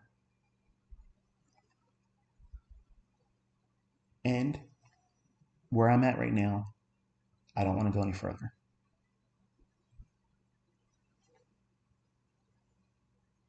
I don't want you wondering how much more there is, because it doesn't make a difference how much more it is, because I'm not going to teach it.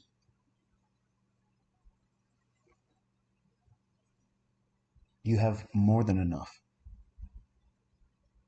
More than anyone would ever need.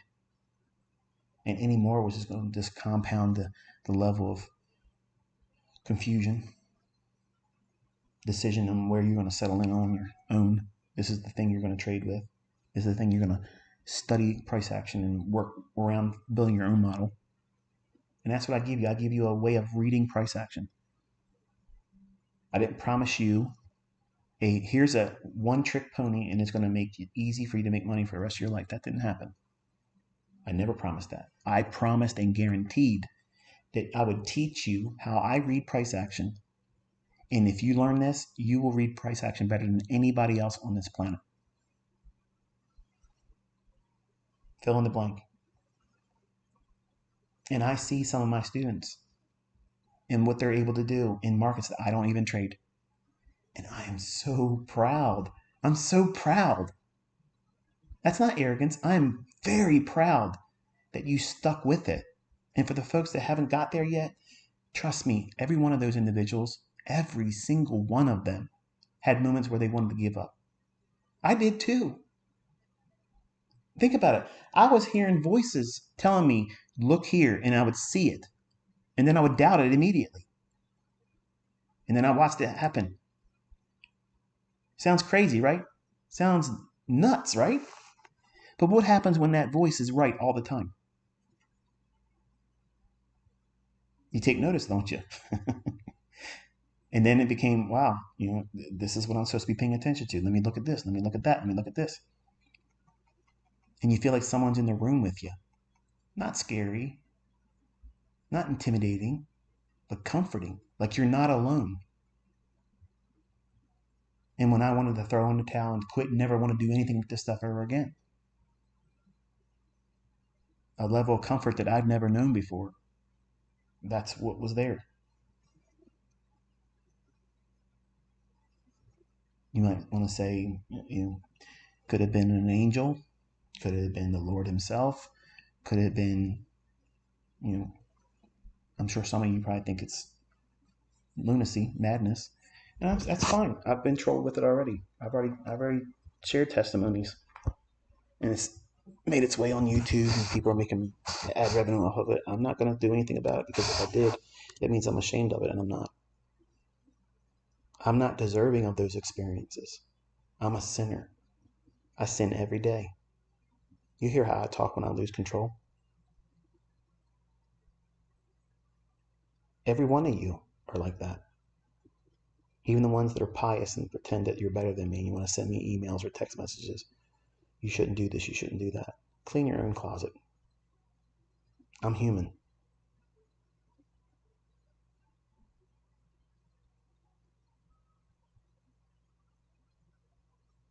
There's a lot of things I wish I could go back and teach sooner than I did. I wish there was some subjects I wish I could talk openly about. I can't.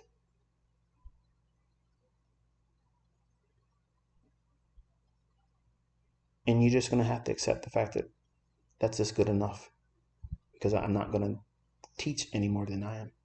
I'm not going to divulge anything more than that. But the idea of it not working, that's been canceled. The idea of it not being transferable, that's been canceled. Anything being remotely close to it, that's just laughable.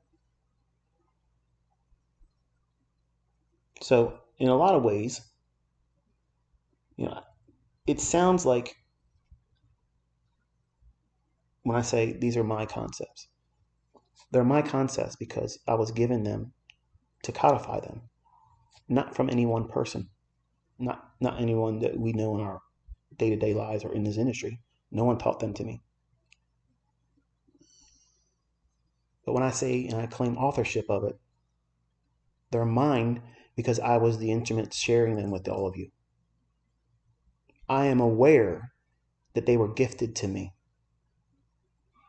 I can't have this person stand next to me and say, here's this person. And I know I literally was looking at things over the weekend where people were making fun of the fact that I talk about God and I give him all the praise and the glory because it's his.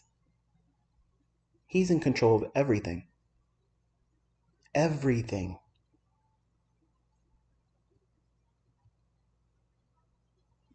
Kingdoms are set up by him, and kingdoms are put down by him. Kings are set up, and kings are put down by him. Nothing that is it. It's not here because he doesn't want it to be. And if it's here, it's because he wants it to be. And I believe, because my heart was tore up, it wasn't until I asked him to show me with the express intent that I would spend my life helping other people do it. Think about it. We could talk about people that do interventions with people with drugs and alcohol, sexual abuse, stepping in as a counselor, that type of thing. And I think that, like Paul said, we have these problems in this world so that way we can have a testimony. That we had faith throughout that endeavor, that problem. We didn't lose sight of who we have faith in and carried us through it. So everyone's going to have a problem, right? I was never an alcohol drinker. I never did drugs. And it takes me to be deathly ill to even take an Advil. These markets are like a drug. And people get addicted to them. I did. I was throwing money at them when I was 20 when I didn't have it. I didn't know what I was doing. I was being reckless. That's no different from someone going out there with a needle and sticking heroin in their arm, like my own father did. I can look back when I was younger and complain about how I had all these adversities as a child. Parents didn't want anything to do with me. I was bounced around from different family members to technically raise me. I didn't have any advantages. I wasn't born with a silver spoon. No one gave me college tuitions for free.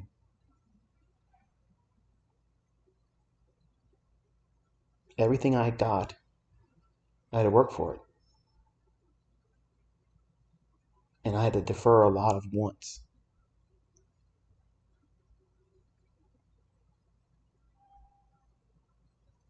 But I had problems adjusting as a young man. And I wrestle with a lot of things, and I've made this known publicly. And I know that these markets bring that out in me more than anything else. And I'm 51 years old now. And I don't want the last chapter of my life wrapped around what these markets make me feel like and what the opinions of others about me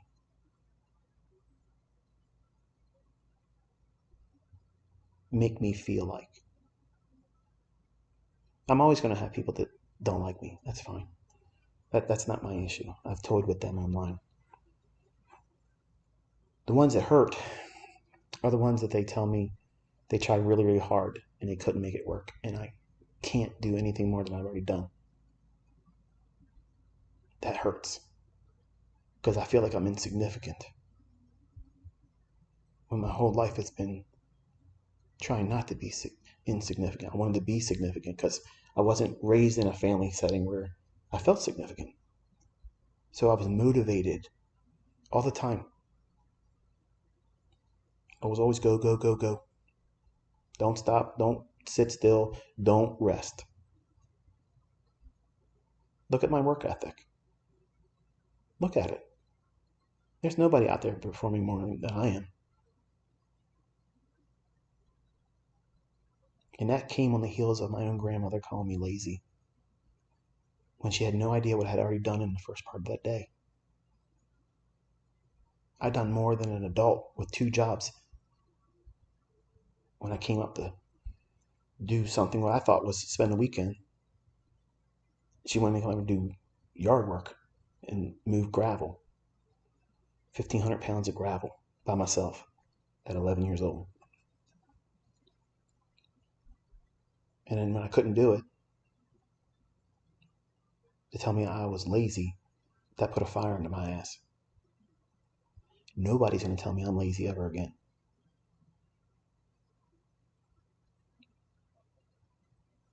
And that's when everything got supercharged, where I was interested.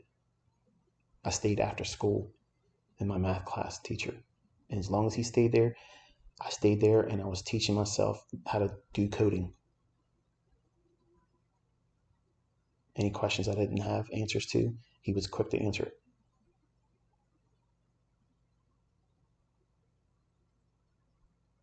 I learned how to code before I went to college because it was a pursuit. I felt like I needed to do that. And all the languages that I learned were obsolete by the time I got out. COBOL and CICS, mainframe operations. What the hell's a mainframe, right? You tell me you don't even know what the hell that is. C++ is the only language that I learned towards the end that was still today. But all those, even though that I didn't get a chance to use all that stuff in the working world, they were all parts that I believe the Lord used to put me together who I am. Because if I would have never learned how computer programs are written, what the logic is, syntax, all those things, how they come together for the function of making something deliver an output, I would have never understood the perspective of an algorithm existing anyway. Look how hard it is for some people to even understand what that means when we talk about an algorithm. It's hard to grasp. But for someone that's been in the information systems and tech, it's easy. Some of my better students are the ones that have come from that field. Computer science, information systems. I'm talking their language. They know exactly what I'm talking about. There was an immediate rapport right there. But for someone that doesn't have a technical background, it was very difficult to try to bridge that gap and bring it into a discussion where it was understandable and still hold your attention, because it's dry. It's very hard to communicate the level and depth of what these markets are doing on a day-by-day basis. And the more I learned, the more I discovered I didn't know anything. And that fascinated me. It scared the hell out of me, but it just promoted me to levels of tenacity that I'd never even had before. And I kept digging and digging and digging. More observations, more look here, more look there. And I would pray, and I'd say, I'm not seeing this. Why is this not doing what I wanted to do? What am I not understanding? Look here. For years, that's what was going on. Nobody sitting next to me, no one that I paid taught me any of this. No book has this information in it. And when you come out and you publicly display it, people that you don't know about, they recognize something. This looks like something, and they're interested in meeting with you. You don't want to meet these people. You don't want to be a part of anything they do.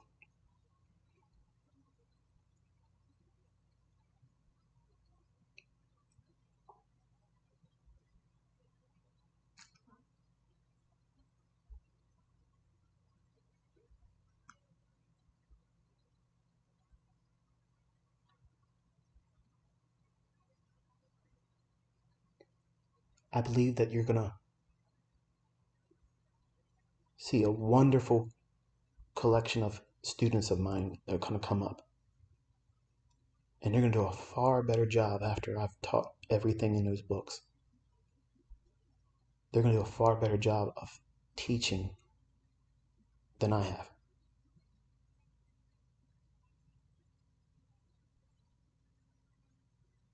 I'm interested in seeing it. My only request is that if you're doing stuff like that,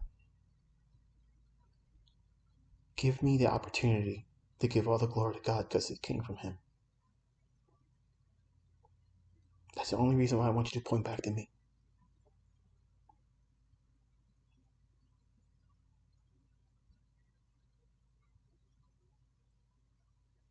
Because I would not be able to do this if it wasn't for Him.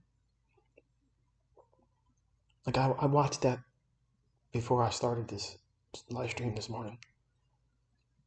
And I think about how it was when I was younger and I couldn't do any of that. I didn't look at these charts with the open, high, low, and close bar and know what I was looking at. It's like hieroglyphics. I didn't know what I was doing. And I don't have that now.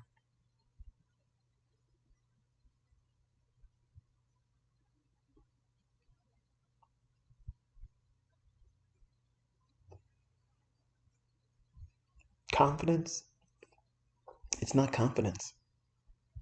It's not arrogance. It's knowing.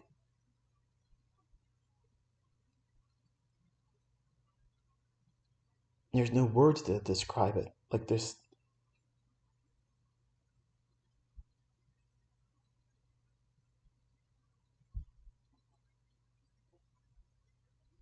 I know what it feels like for you when you don't have the ability to do it or see it. I had that. I had to work through it. Nobody was encouraging me outside of what I'm explaining here, which to some of you doesn't make any sense.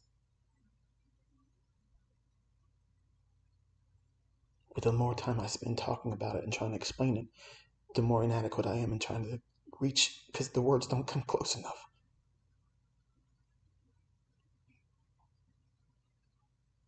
And I don't want to give a stage to people to make fun of him.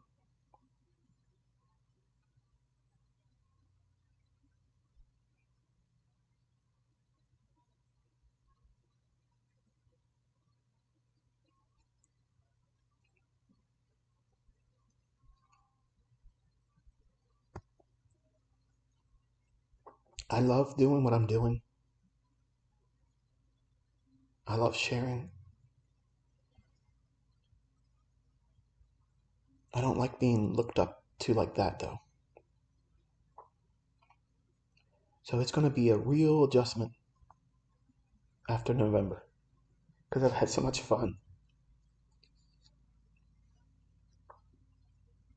And I know there's all these side bets going on that I'm not going to leave social media. I'm not going to stay away, but I am.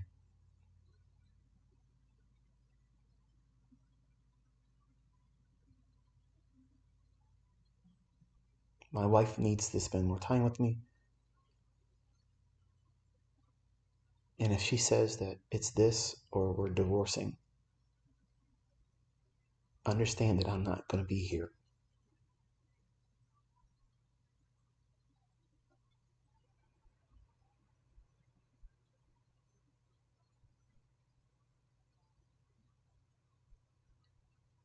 I don't know what it's like to be not ICT anymore. Like I don't know what that's like. Like it's consumed every part of me. I wake up ICT, I go to bed ICT.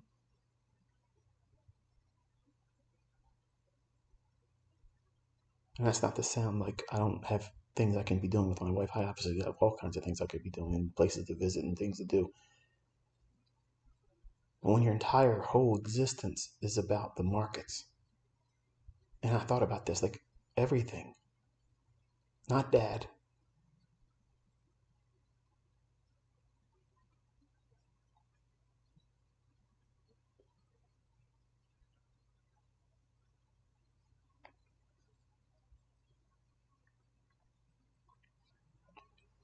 It's hard.